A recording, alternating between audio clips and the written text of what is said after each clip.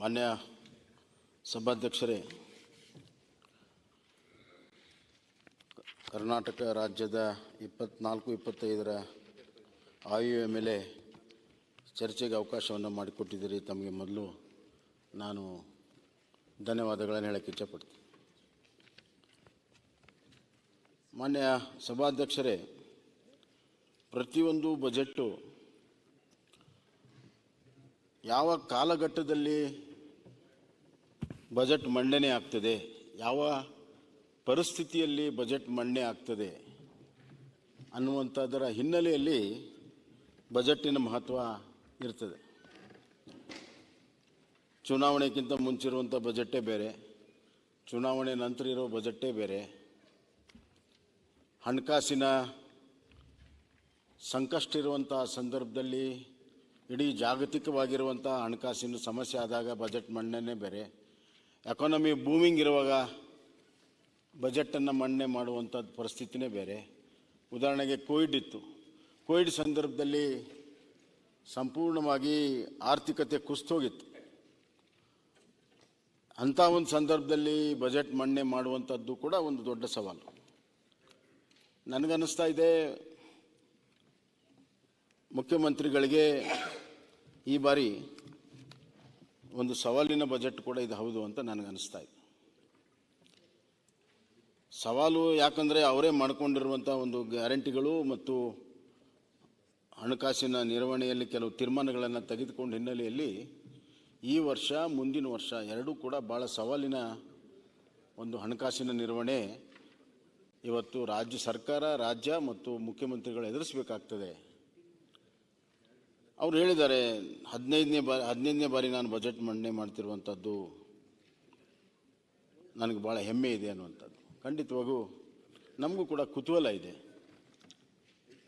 15ನೇ ಬಾರಿ ಬಜೆಟ್ ಮಂಡನೆ ಮಾಡುವಂಥ ಅವಕಾಶ ಇರುವಂಥ ಮುಖ್ಯಮಂತ್ರಿಗಳು ಯಾವ ರೀತಿ ಪ್ರಸ್ತುತ ಹಣಕಾಸಿನ ಸವಾಲನ್ನು ನಿರ್ವಹಿಸ್ತಾರೆ ಅನ್ನುವಂಥ ಕುತೂಹಲ ನಮಗೆಲ್ಲರೂ ಕೂಡ ಇದೆ ಅಂತ ನಾನು ಭಾವಿಸ್ತೇನೆ.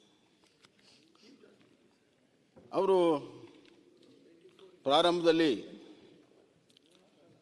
ಕಾಯಕ ಮತ್ತು ದಾಸೋಹ ಬಸವಾದಿ ಶರಣರು ಬಗ್ಗೆ ಹೇಳಿದ್ದಾರೆ.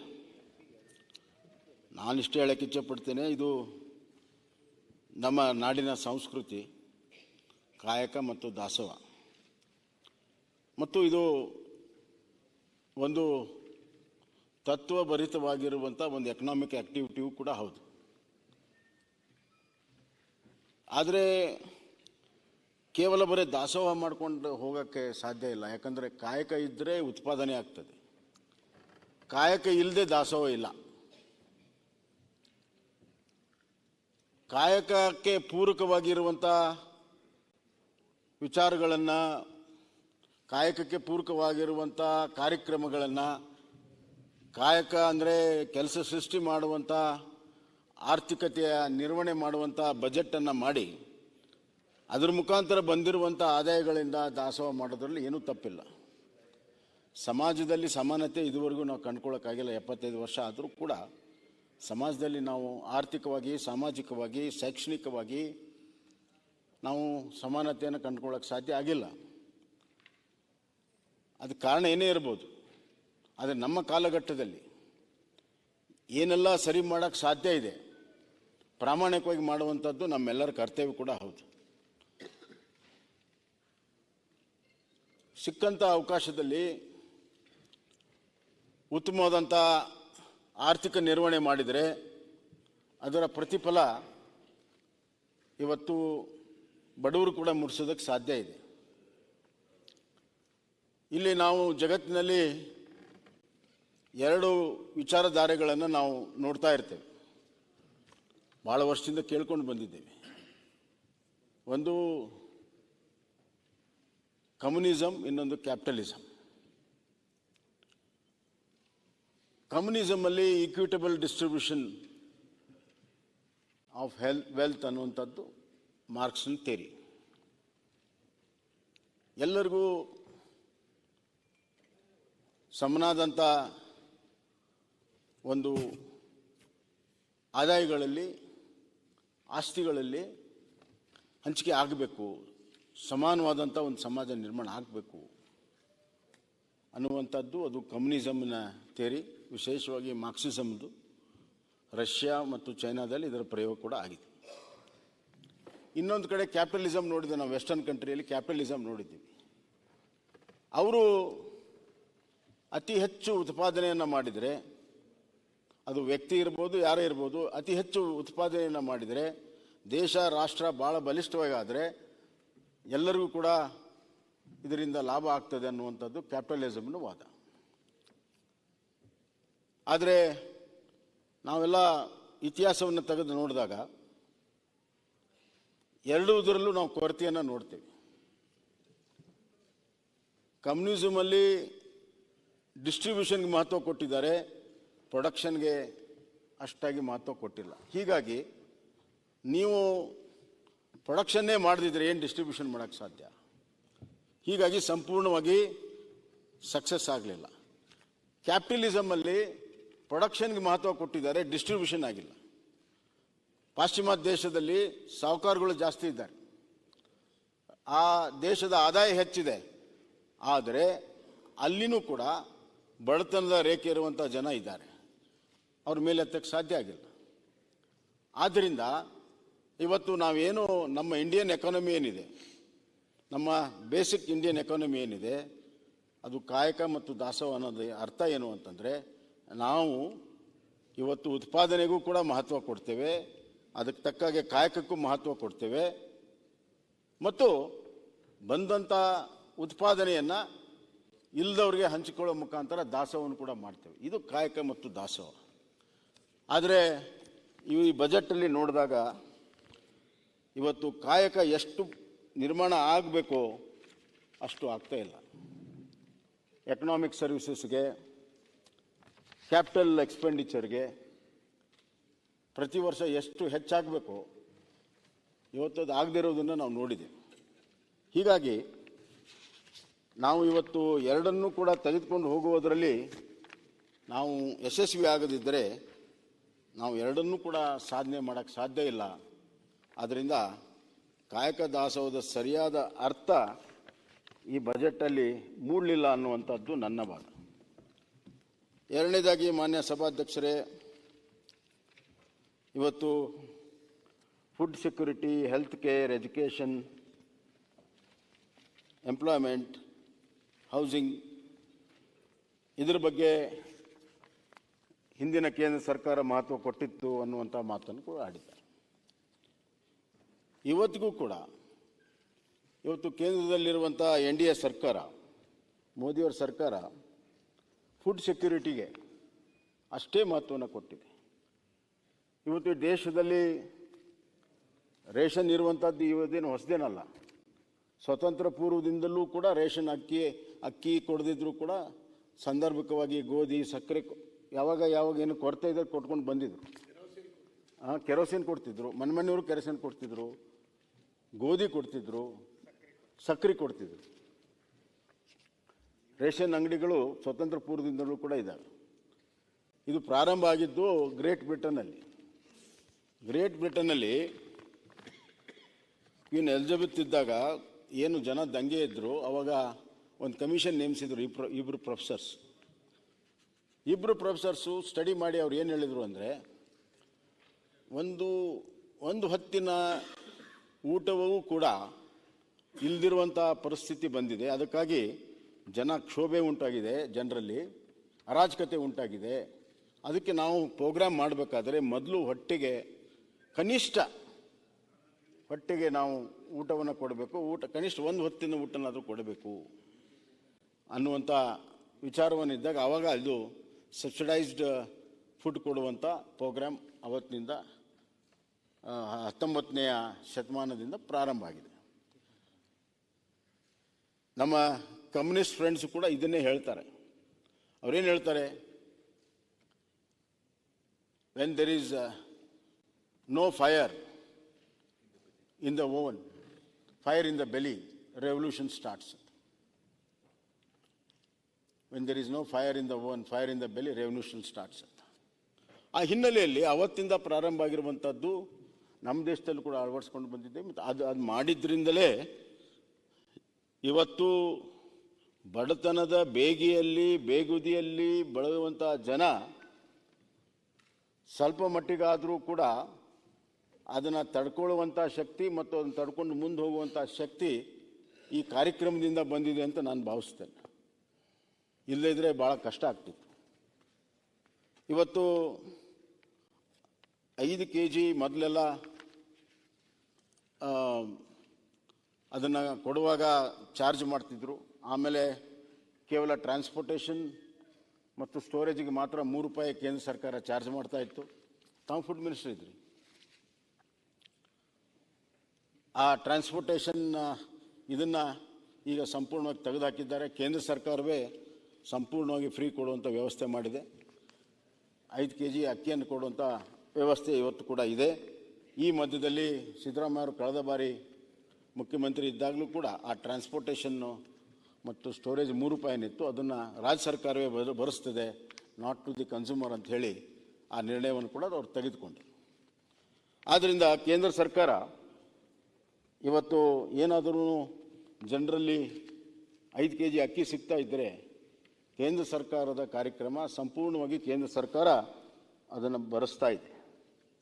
ಎರಡನೇದಾಗಿ ಮಾನ್ಯ ಸಭಾಧ್ಯಕ್ಷರೇ, ಹೆಲ್ತ್ ಕೇರು ಇವತ್ತು ಪ್ರಥಮ ಬಾರಿ ಕೇಂದ್ರ ಸರ್ಕಾರ ಸೆಂಟ್ರಲ್ ಸ್ಪಾನ್ಸರ್ಡ್ ಸ್ಕೀಮಲ್ಲಿ ನಮ್ಮ ಹೆಲ್ತ್ ಡಿಪಾರ್ಟ್ಮೆಂಟ್ಗೆ NHRM ಬೇರೆ ಬೇರೆ ಯೋಜನೆಗಳಲ್ಲಿ ಸಾಕಷ್ಟು ಅನುದಾನವನ್ನು central sponsored scheme, central state sponsored scheme, ಎರಡೂ ಸೆಕ್ಟರಲ್ಲಿ ಇರುವಂಥ ಸ್ಕೀಮ್ಗಳು ಸಾಕಷ್ಟು ಇದ್ದಾವೆ.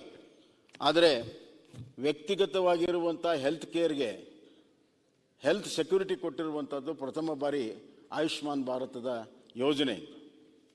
5 ಲಕ್ಷ ರೂಪಾಯಿವರೆಗೂ ಒಬ್ಬ ವ್ಯಕ್ತಿಗೆ ತನ್ನ ಹೆಲ್ತ್ ಕೇರಿಗೆ ಖರ್ಚಾಗುವಂಥ ವೆಚ್ಚವನ್ನು ಕೊಡುವಂಥದ್ದು ಪ್ರಥಮ ಬಾರಿ ಸ್ವತಂತ್ರ ನಂತರ ಯಾರಾದರೂ ಮಾಡಿದರೆ ಅದು ನರೇಂದ್ರ ಮೋದಿಜಿಯವರು ಮಾಡಿದರು. ನಮ್ಮ ರಾಜ್ಯದಲ್ಲಿ ಇವತ್ತು 1 ಕೋಟಿಗಿಂತ ಹೆಚ್ಚು ಹೆಲ್ತ್ ಕಾರ್ಡ್ ಇದೆ. 60 ಲಕ್ಷಕ್ಕಿಂತ ಹೆಚ್ಚು ಕುಟುಂಬಗಳು ಇದರ ಲಾಭವನ್ನು ಈಗಾಗಲೇ ಪಡ್ಕೊಂಡಿದೆ. ಈಗಾಗಲೇ they have taken advantage of Ayushman Bharat. ತಾವು ಯೋಚನೆ ಮಾಡಿ, 60 ಲಕ್ಷ ಜನಕ್ಕೆ ಇವತ್ತು ಆರ್ಥಿಕ ನೆರವು ಇಲ್ಲದೆ ಇದ್ದರೆ ಅದು ರಾಜ್ಯ ಸರ್ಕಾರದ ಮೇಲೆ ಆಗಲಿ ಅಥವಾ ವ್ಯಕ್ತಿಗತ ಕುಟುಂಬದ ಮೇಲೆ ಎಷ್ಟು ದೊಡ್ಡ ಒಂದು ಹಣದ ಭಾರ ಆಗ್ತಿತ್ತು. ಆ ನೆರವಿಗೆ ಇವತ್ತು NDA ಸರ್ಕಾರ, ಮೋದಿಯವರ ಸರ್ಕಾರ ಆಯುಷ್ಮಾನ್ ಭಾರತ್ ಮುಖಾಂತರ ತಂದಿದೆ ಅನ್ನುವಂಥ ಮಾತನ್ನು ನಾನು ಹೇಳಕ್ಕೆ ಇಚ್ಛೆ ಪಡ್ತೀನಿ. ಮತ್ತು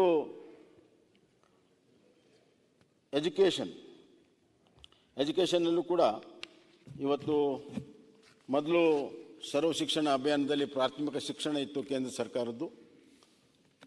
ಅದು 10 ವರ್ಷದ ಕಾರ್ಯಕ್ರಮ ಇತ್ತು. 2000ರಿಂದ 2010 ಇತ್ತು. ಅದನ್ನು 2 ವರ್ಷ ವಿಸ್ತರಣೆಯನ್ನು ಮಾಡಿ 2012ರವರೆಗೂ ಮಾಡಿದರು.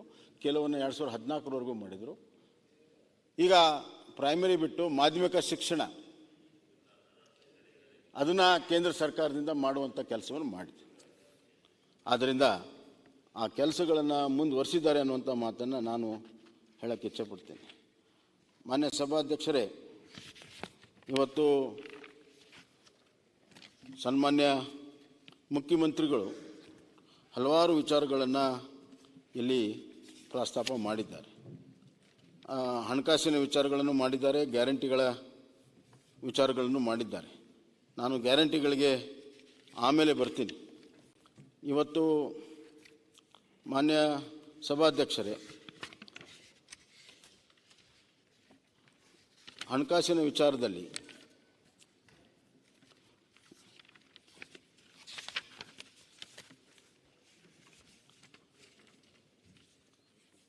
ಅವರು ಹೇಳಿರುವಂಥದ್ದು,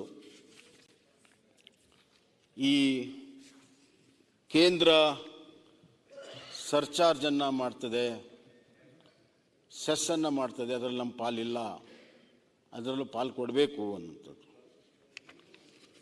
ಈ ಸರ್ಚಾರ್ಜು ಸೆಸ್ಸು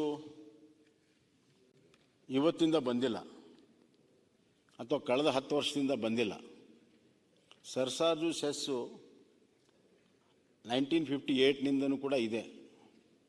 ಸಂವಿಧಾನದಲ್ಲಿ ಅದಕ್ಕೆ ಅವಕಾಶ ಇದೆ. ರಾಜ್ಯ ಸರ್ಕಾರಗಳು ಕೂಡ ಸರ್ಚಾರ್ಜ್ ಸೆಸ್ಸನ್ನು ಹಾಕ್ಬೋದು, ಕೇಂದ್ರ ಕೂಡ ಹಾಕ್ಬೋದು.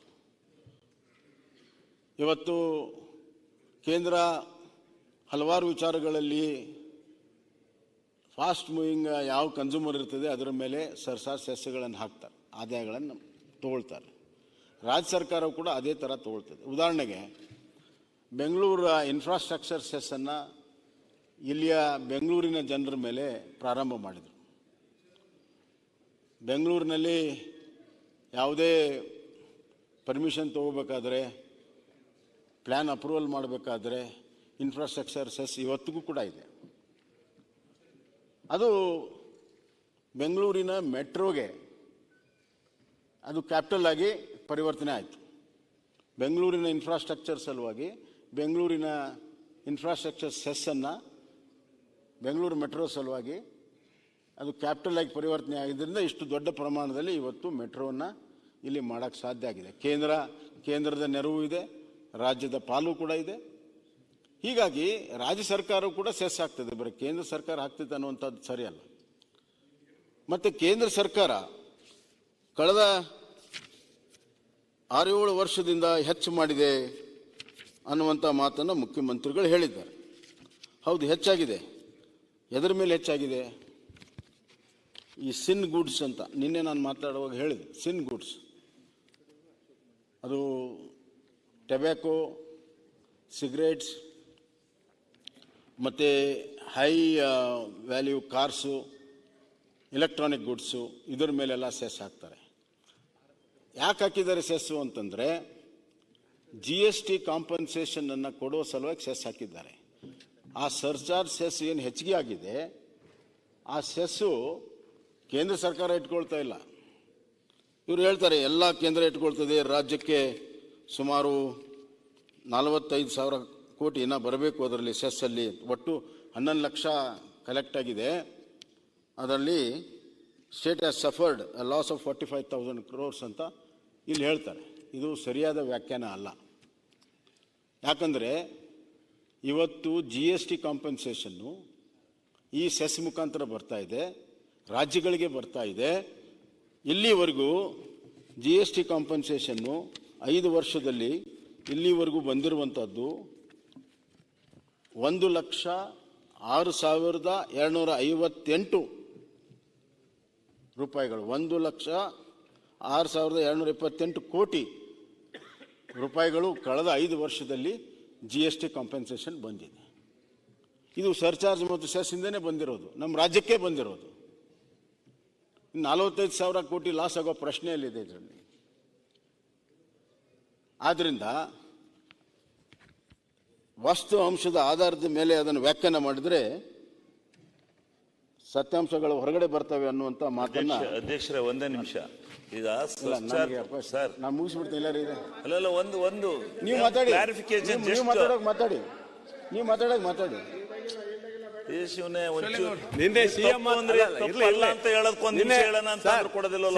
ಸಿಎಂ ಮಾತಾಡ್ಬೇಕಾದ್ರೆ ಎಷ್ಟು ಅಬ್ಜೆಕ್ಷನ್ ಮಾಡಿದಾರಲ್ವಾ, ಎಷ್ಟು ಸರಿ ಕೂರ್ಸಿದ್ರಲ್ವಾ, ಒಂದ್ಸರಿ ಕೇಳ್ಬಿಡಿ. ಆಯ್ತು, ಕೂತ್ಕೊಳ್ಳಿ. ನಾನು ಮುಗಿಸ್ತೇನೆ. ಇನ್ನ ಈಗ ಪ್ರಾರಂಭ ಮಾಡಿದ್ದೇನೆ, ಈಗಲೇ ಇನ್ನ ಪ್ರಾರಂಭ ಬಿಡಿ, ಆಮೇಲೆ ಹೋಗೋದು ಬೇಡ ಅಂತ ಮಾತಾಡೋಣ. ಶಿವಲಿಂಗ ಅವ್ರೆ ಮಾತಾಡಿ. ಶಿವಲಿಂಗ ಅವ್ರೆ, ನೀವು ಬಜೆಟ್ ಅಲ್ಲಿ ಮಾತಾಡ್ತೀರಲ್ಲ. ಅಲ್ಲ, ನಾವು ಬಜೆಟ್ ಅಲ್ಲಿ ಮಾತಾಡೋದು ಬಿಡೋದು ಎರಡನೇ ಪ್ರಶ್ನೆ. ಮಾತಾಡೋದು ಈಗ ಅವ್ರು ಹೇಳಿದ್ರಲ್ಲ, ಅದಕ್ಕೆ ಮಾನ್ಯ ಸಭಾಧ್ಯಕ್ಷರನ್ನ ಈಲ್ಡ್ ಆಗಿಲ್ಲ. ಗ್ಯಾಪ್ಗೆ ಅವ್ರ ಕಂಡೀಷನ್ ಅದು ನಾವು ಕೊಡ್ತೀವಿ ಅಂತ. ಸರ್ಚಾರ್ಜ್ ನಾರ ಕೊಡ್ಲಿ, ಇದನ್ನಾರ ಕೊಡ್ಲಿ, ಕಂಡೀಷನ್ ಆಗಿ ಒಪ್ಕೊಂಡು ನಮಗೆ GST ಏರಿದ್ದು ಆಯ್ತು. ಈಗ ಅದೇ ಕಂಡೀಷನ್ ನಲ್ಲಿ ಸೆಸ್ ಆಗಿ ಕೊಡ್ತೀವಿ ಅನ್ನೋದು ಕೂಡ ಇದೆ. ನಮಗೆ ಯಾವ ಗ್ಯಾಪ್ ಕೊಡ್ತೀವಿ ಅಂತ ಹೇಳ್ಕ ನಮ್ಮನ್ನ ಯಾಕೆ GST ಸೇರಿಸ್ಕೊಂಡ್ರಿ? ಕೇಳ್ರಿ, ಯಾವ ಕಂಡೀಷನ್ ನಲ್ಲಿ 14% ಗ್ರೋತ್ ಕೊಡ್ತೀವಿ ಅಂತ ಹೇಳಿದ್ರು ಕಾಂಪನ್ಸೇಷನ್, ಅದೇ ಕಂಡೀಷನ್ ಅಲ್ಲಿ it comes through cess and surcharge ಅಂತ ಅದರಲ್ಲೇ ಇದೆ. ಅಲ್ಲ, ಇರ್ಬೋದು, ಹೇಳ್ತಿರೋದು ನಾನು. ಯಾವ ರೂಪದಲ್ಲಾರ ಕೊಡಿ, ನಿಮ್ ಕಂಡೀಷನ್ ಪ್ರಕಾರ ಕೊಡಿ ನಮ್ಗೆ. ಸರ್, ಸರ್, GST ಕಾಂಪನ್ಸೇಷನ್ ನಲ್ಲಿ ವಿಳಂಬ ಆಗಿರೋದ್ರಿಂದ ನಮ್ಮ ತೊಂದರೆ, ನಮ್ಮ ವಿಳಂಬ ಏನಾಗಿಲ್ಲ ಸರ್. ತಾವೇ ಮುಖ್ಯಮಂತ್ರಿ ಇದ್ದ ವಿಳಂಬ ಆಗಿಲ್ಲ, ಹೇಳ್ತೀನಿ ಕೇಳಿ ಸರ್. ನಾವು ಏನ್ ತೆರಿಗೆಯನ್ನ ನಾವು ಕೊಟ್ಟಿದ್ವಿ ಅದು ಮರುಪಾವತಿ ಮಾಡಬೇಕಾದಾಗ ಅದಕ್ಕೆ ಲೋನ್ ತಗೊಳ್ಳಿ ಅಂತ ನೀವು ಒಪ್ಕೊಂಡಿದ್ರಿ. ಇಲ್ಲ ಒಂದ್ ನಿಮಿಷ ಅಲ್ಲ ನೀವು ಅಲ್ಲ ಫ್ಯಾಕ್ಟ್ ಹೇಳ್ತೀನಿ compensation ಅಲ್ಲ ಅಲ್ಲ because you are COVID raising a good ಆದ್ಮೇಲೆ, question ಅಲ್ಲ if you ಒಂದ್ ನಿಮಿಷ. recollect sir, it hit us so badly. you we are yet to recover.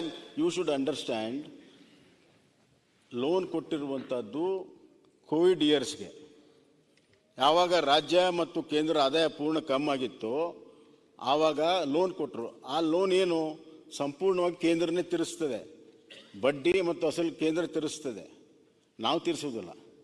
ಆದ್ದರಿಂದ ಇವತ್ತು ಅದಕ್ಕೋಸ್ಕರನೇ ಅಲ್ಲ ಒಂದು ನಿಮಿಷ ಅದಕ್ಕೋಸ್ಕರನೇ 2022ಕ್ಕೆ ಕಾಂಪೆನ್ಸೇಷನ್ ನಿಂತರೂ ಕೂಡ ಆ ಸೆಸ್ ಏನಿದೆ 2026ವರೆಗೂ ಎಕ್ಸ್ಟೆಂಡ್ ಮಾಡಿದ್ದಾರೆ ಈ ಲೋನನ್ನು ತೀರಿಸೋ ಸಲುವಾಗಿ. ಸೊ ದಿಸ್ ಇಸ್ ಬಹಿರಂಗವಾಗಿದೆ, ಇದರಲ್ಲಿ ಏನು ಕದ್ದು ಮುಚ್ಚಿ. ಈಗ ಇವತ್ತು ಮತ್ತೆ ಒಂದು ಸೆಕೆಂಡ್, ಇವತ್ತು ಮತ್ತೆ ನಾಳೆ ಮಧ್ಯಾಹ್ನವರೆಗೆ ಬಜೆಟ್ ಡಿಸ್ಕಷನ್ ಸಿಕ್ಕುದು ಬಹಳಷ್ಟು ಜನ ಮಾತಾಡ್ಲಿಕ್ಕೆ ಇರುವಂಥ ವಿಚಾರ. ಸೊ ಬೇರೆ ಬೇರೆ ಅಭಿಪ್ರಾಯ ಚರ್ಚೆಗಳು ಇರ್ಬೋದು, ಆದರೆ ನಾವು ಅದು ಒಬ್ಬೊಬ್ಬರು ಕೆಲವು ಮಾತಾಡಿಕೊಂಡು ನೆಕ್ಸ್ಟ್ ಅವ್ರು ಮಾತಾಡೋದಕ್ಕೆ ಉತ್ತರ ಕೊಡೋದು ವಿಚಾರ ಇವತ್ತು ಆಗ್ತದೆ. ಅದು ಆದಷ್ಟು ಶಾರ್ಟಲ್ಲಿ ಮತ್ತು ಯಾವುದೇ ಅಡೆತಡೆ ಇಲ್ಲದೆ ತಮ್ಮ ವಿಚಾರಗಳನ್ನು ಹೇಳಿಕೊಳ್ಳೋ ಕೆಲಸ ಮಾಡಿ. ಓಕೆ, ಇನ್ನೆಷ್ಟೊತ್ತು ಬೇಕು? ಈಗ ಪ್ರಾರಂಭ ಮಾಡಿದ್ದೀನಿ ನೀವು ಹಿಂಗಂದ್ರೆ ಹೆಂಗೆ? ಅಲ್ಲ ಹಾಗೆಲ್ಲ ಈಗ 45 ಮಿನಿಟ್ಸ್ ಆಯಿತು, ಹಾಫ್ ಆನ್ ಅವರ್ ಆಯಿತು.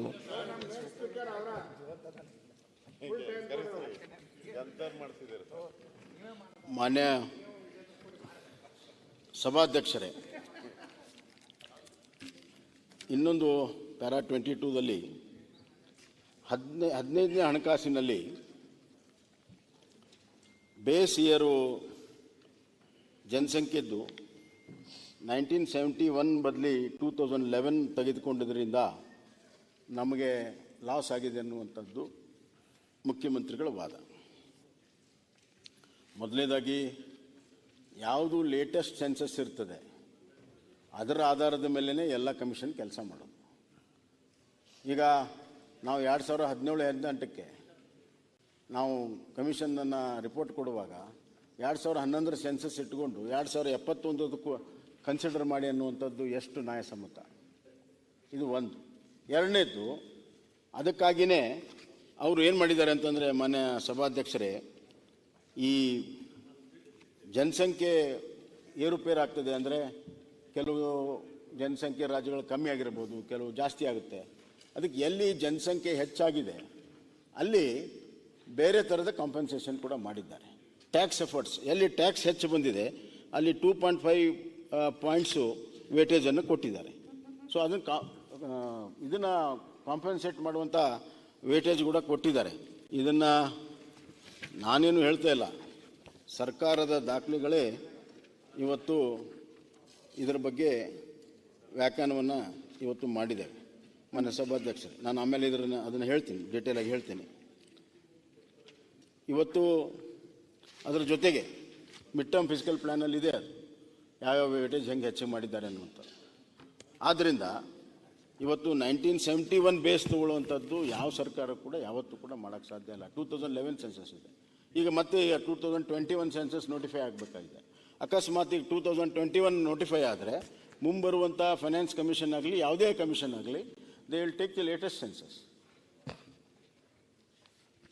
ಮಾನ್ಯ ಸಭಾಧ್ಯಕ್ಷರೇ, ಇದರ ಜೊತೆಗೆ ಇವತ್ತು ನಾನು ನಿನ್ನೆ ಚರ್ಚೆ ಆಗಿದೆ, ನಾನು ಅದಕ್ಕೆ ಹೆಚ್ಚು ಒತ್ತು ಕೊಡಲ್ಲ. 6,000 ಬೆಂಗಳೂರಿಗೆ ಬರಬೇಕಾಗಿದೆ ಅನ್ನುವಂಥದ್ದು. 15th ಫೈನಾನ್ಸ್ ಕಮಿಷನ್ 1 ವರ್ಷ ತಡವಾಗಿ ಬಂತು ಕೋವಿಡ್ ಕಾರಣದಿಂದ. ಅದರಿಂದ 2023 ಮಾರ್ಚ್ವರೆಗೂ ಅದರ ಅವಧಿ ಇದೆ. ನೀವು ಪೆರಿಫೆರಲ್ ರಿಂಗ್ ರೋಡ್ಗೆ ಪ್ರಪೋಸಲ್ ನೀವು ರೆಡಿ ಮಾಡಿದರೆ ಖಂಡಿತವಾಗಿ 3,000 ಕೋಟಿ ಅದರಲ್ಲಿ ಬರ್ತದೆ.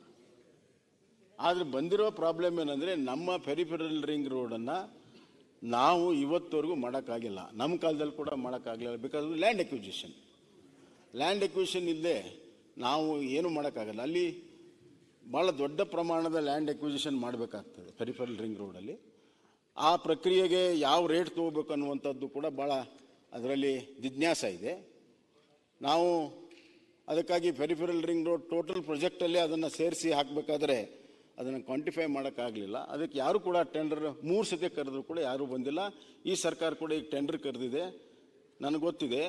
unless until land acquisition and rates for acquisition are fixed, no builder or no private participator will come in there. So ಅದು ನೀವು ಪ್ರಾರಂಭನೆ ಮಾಡಿಲ್ಲ ಪ್ರಾಜೆಕ್ಟು, ಪ್ರಾರಂಭ ಮಾಡಿ ನಿಮ್ಗೆ ಖಂಡಿತವಾಗೂ ಅದರಲ್ಲಿ ಬಂದೇ ಬರ್ತದೆ ಅನ್ನುವಂಥ ಮಾತನ್ನು ನಾನು ಹೇಳಕ್ಕೆ ಇಚ್ಛೆಪಡ್ತೇನೆ. ಹೀಗಾಗಿ ಅದನ್ನೆಲ್ಲ ಸೇರಿಸಿ ನಮಗಿಷ್ಟು ಬರಬೇಕು ಅನ್ನುವಂಥದ್ದು ವಾದ ಏನಿದೆ, ಬರಬೇಕಾದರೆ ಅದಕ್ಕೆ ನ್ಯಾಯಸಮ್ಮತವಾದ ರೀತಿಯಲ್ಲಿ ತೆಗೆದುಕೊಳ್ಳುವಂಥ ಪ್ರಯತ್ನಗಳು ಕೂಡ ರಾಜ್ಯ ಸರ್ಕಾರದಿಂದ ಆಗಬೇಕು. ಕೇವಲ ಅಲ್ಲಿ ಹಣ ಒದಗಿಸಿದ ತಕ್ಷಣ ಬರೋದಿಲ್ಲ. ಇಲ್ಲಿ ಪ್ರಯತ್ನಗಳನ್ನು ಮಾಡಿದರೆ, ಇಲ್ಲಿ ಪ್ರಪೋಸಲ್ ರೆಡಿ ಮಾಡಿದರೆ, ಪ್ರಾಜೆಕ್ಟ್ಗಳನ್ನು ರೆಡಿ ಮಾಡಿದರೆ ಖಂಡಿತವಾಗೂ ಅದು ಬರ್ತದೆ ಅನ್ನುವಂಥ ಮಾತನ್ನು ನಾನು ಇವತ್ತು ಹೇಳಕ್ಕೆ ಇಚ್ಛೆಪಡ್ತೇನೆ. ಮಾನ್ಯ ಸಭಾಧ್ಯಕ್ಷರೇ, ಇವತ್ತು ಇನ್ನೊಂದು ಮಾತನ್ನು ಅವರು ಹೇಳಿದ್ದಾರೆ. ರೆವಿನ್ಯೂ ಡೆಫಿಸಿಟ್ ನಮ್ಮ ಮುಖ್ಯಮಂತ್ರಿಗಳು ಸಿದ್ದರಾಮಯ್ಯ 1 ಆ್ಯಂಡ್ ಸಿದ್ದರಾಮಯ್ಯ 2 ಭಾಳ ವ್ಯತ್ಯಾಸ ಇದೆ.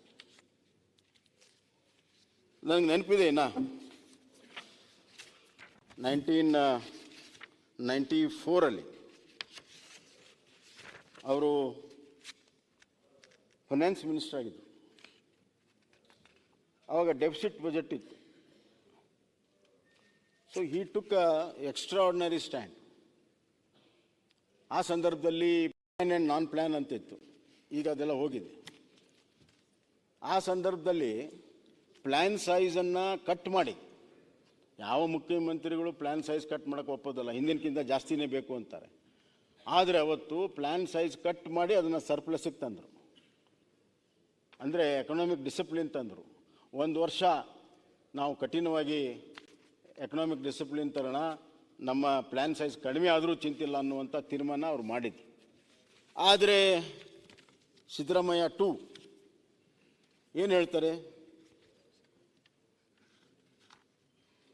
Though I have presented deficit budget, ಅದು ಅವ್ರೇನು ಹೇಳ್ತಾರೆ?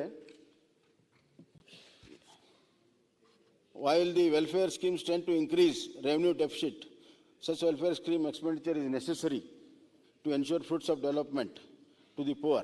The achievement of revenue surplus is meaningless if the state cannot come to the aid of poor and needy times. ಮಾನ್ಯ ಸಭಾಧ್ಯಕ್ಷರೇ, ನಾವು ಬಡವರು ಕಾರ್ಯಕ್ರಮ ಮಾಡಿ ಅಂತ ಹೇಳಿಲ್ಲ.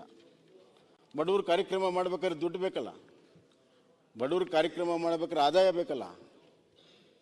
ನಿಮ್ಮ ಬಡವರಿಗಾಗಿ ಇರುವಂಥ ಗ್ಯಾರಂಟಿ ಕಾರ್ಯಕ್ರಮಗಳಿಗೆ ಆದಾಯವನ್ನು ರೂಢಿಸಿಕೊಂಡು ನಮ್ಮ ಅಭಿವೃದ್ಧಿ ಕುಂಠಿತ ಆಗದಂತೆ, ಕ್ಯಾಪಿಟಲ್ ಎಕ್ಸ್ಪೆಂಡಿಚರ್ಗೆ ತೊಂದರೆ ಆಗದಂತೆ ಮಾಡಿದರೆ ಖಂಡಿತವಾಗೂ ಒಂದು ಮಾಡೆಲ್ ಆಗ್ತಿತ್ತು.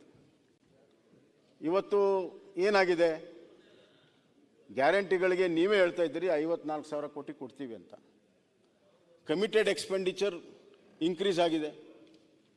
ಇದರಿಂದ 103% ಕಮಿಟೆಡ್ ಎಕ್ಸ್ಪೆಂಡಿಚರ್ ಆಗಿದೆ ಟು ರೆವೆನ್ಯೂ ರಿಸಿಟ್ಸ್. ಇನ್ನು ಅಭಿವೃದ್ಧಿಗೆ ಎಲ್ಲಿದೆ ದುಡ್ಡು? ನಿಮ್ಮ ಮಿಡ್ ಟರ್ಮ್ ಫಿಸಿಕಲ್ ಪ್ಲ್ಯಾನಲ್ಲಿ ನೀವೇ ಹೇಳ್ತೀರಿ.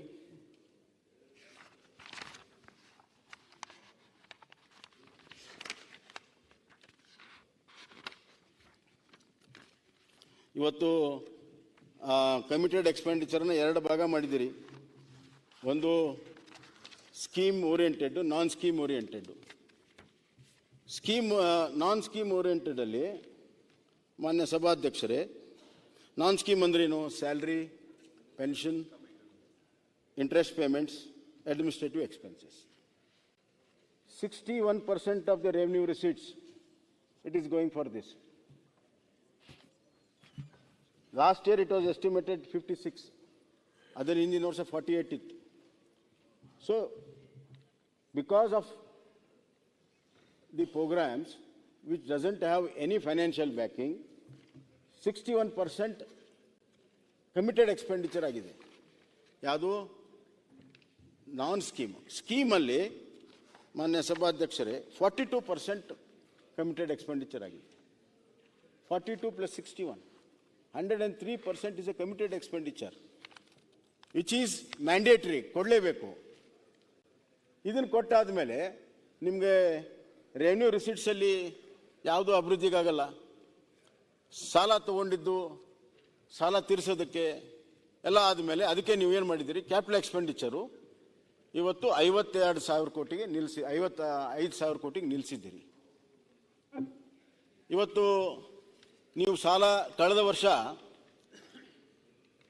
ನೀವು ಎಕ್ಸೈಸ್ ಮೇಲೆ ಹೆಚ್ಚು ಮಾಡಿದಿರಿ, ಮೋಟರ್ ವೆಹಿಕಲ್ ಟ್ಯಾಕ್ಸ್ ಮೇಲೆ ಹೆಚ್ಚು ಮಾಡಿದಿರಿ, ಸ್ಟ್ಯಾಂಪ್ ಡ್ಯೂಟಿ ಮೇಲೆ ಹೆಚ್ಚು ಮಾಡಿದಿರಿ, ಈಗ ಮತ್ತೆ ಎಕ್ಸೈಸ್ ಮೇಲೆ ಹೆಚ್ಚು ಮಾಡಿದಿರಿ. 13,500 ಕೋಟಿ ಹೆಚ್ಚುವರಿ ಆದಾಯ ಬರ್ತದೆ ನಿಮ್ಮ ಹೆಚ್ಚುವರಿ ಟ್ಯಾಕ್ಸ್ನಿಂದ. You get additional resource of 13,500 crores because of additional tax what you levied last budget. 13,500 crore ಒಂದು ಕಡೆ ಸಾಲ, ನಾನೇನು ಫೆಬ್ರವರಿ ಬಜೆಟ್ ಮೊನ್ನೆ ಮಾಡಿದ 8,000 ಕೋಟಿ ಹೆಚ್ಚು ಮಾಡಿದ್ರಿ. 8,000 ಕೋಟಿ ಸಾಲ ಹೆಚ್ಚು ಮಾಡಿ 13,500 ಹೆಚ್ಚಿನ ಆದಾಯ ಮಾಡಿದರೂ ಕೂಡ ಇವತ್ತು ನಿಮ್ಮ ಅಭಿವೃದ್ಧಿಗೆ ಇವತ್ತು ಹಣ ಇಲ್ಲ. ಈ ವರ್ಷ 1,05,000 ಕೋಟಿ ಸಾಲ ಮಾಡಿದ್ದೀರಿ. 1,05,000 ಕೋಟಿ ಸಾಲ ಮಾಡಿದ್ದೀರಿ. 1,05,000 ಕೋಟಿಯಲ್ಲಿ ನೀವು ಕ್ಯಾಪಿಟಲ್ ಎಕ್ಸ್ಪೆಂಡಿಚರ್ ಕಳೆದ ವರ್ಷಕ್ಕೆ ಈ ವರ್ಷಕ್ಕೆ ಎಷ್ಟು ಹೆಚ್ಚಿಗೆ ಮಾಡಿದಿರಿ? 1,000 ಕೋಟಿ ಹೆಚ್ಚು ಮಾಡಿದ್ರಿ.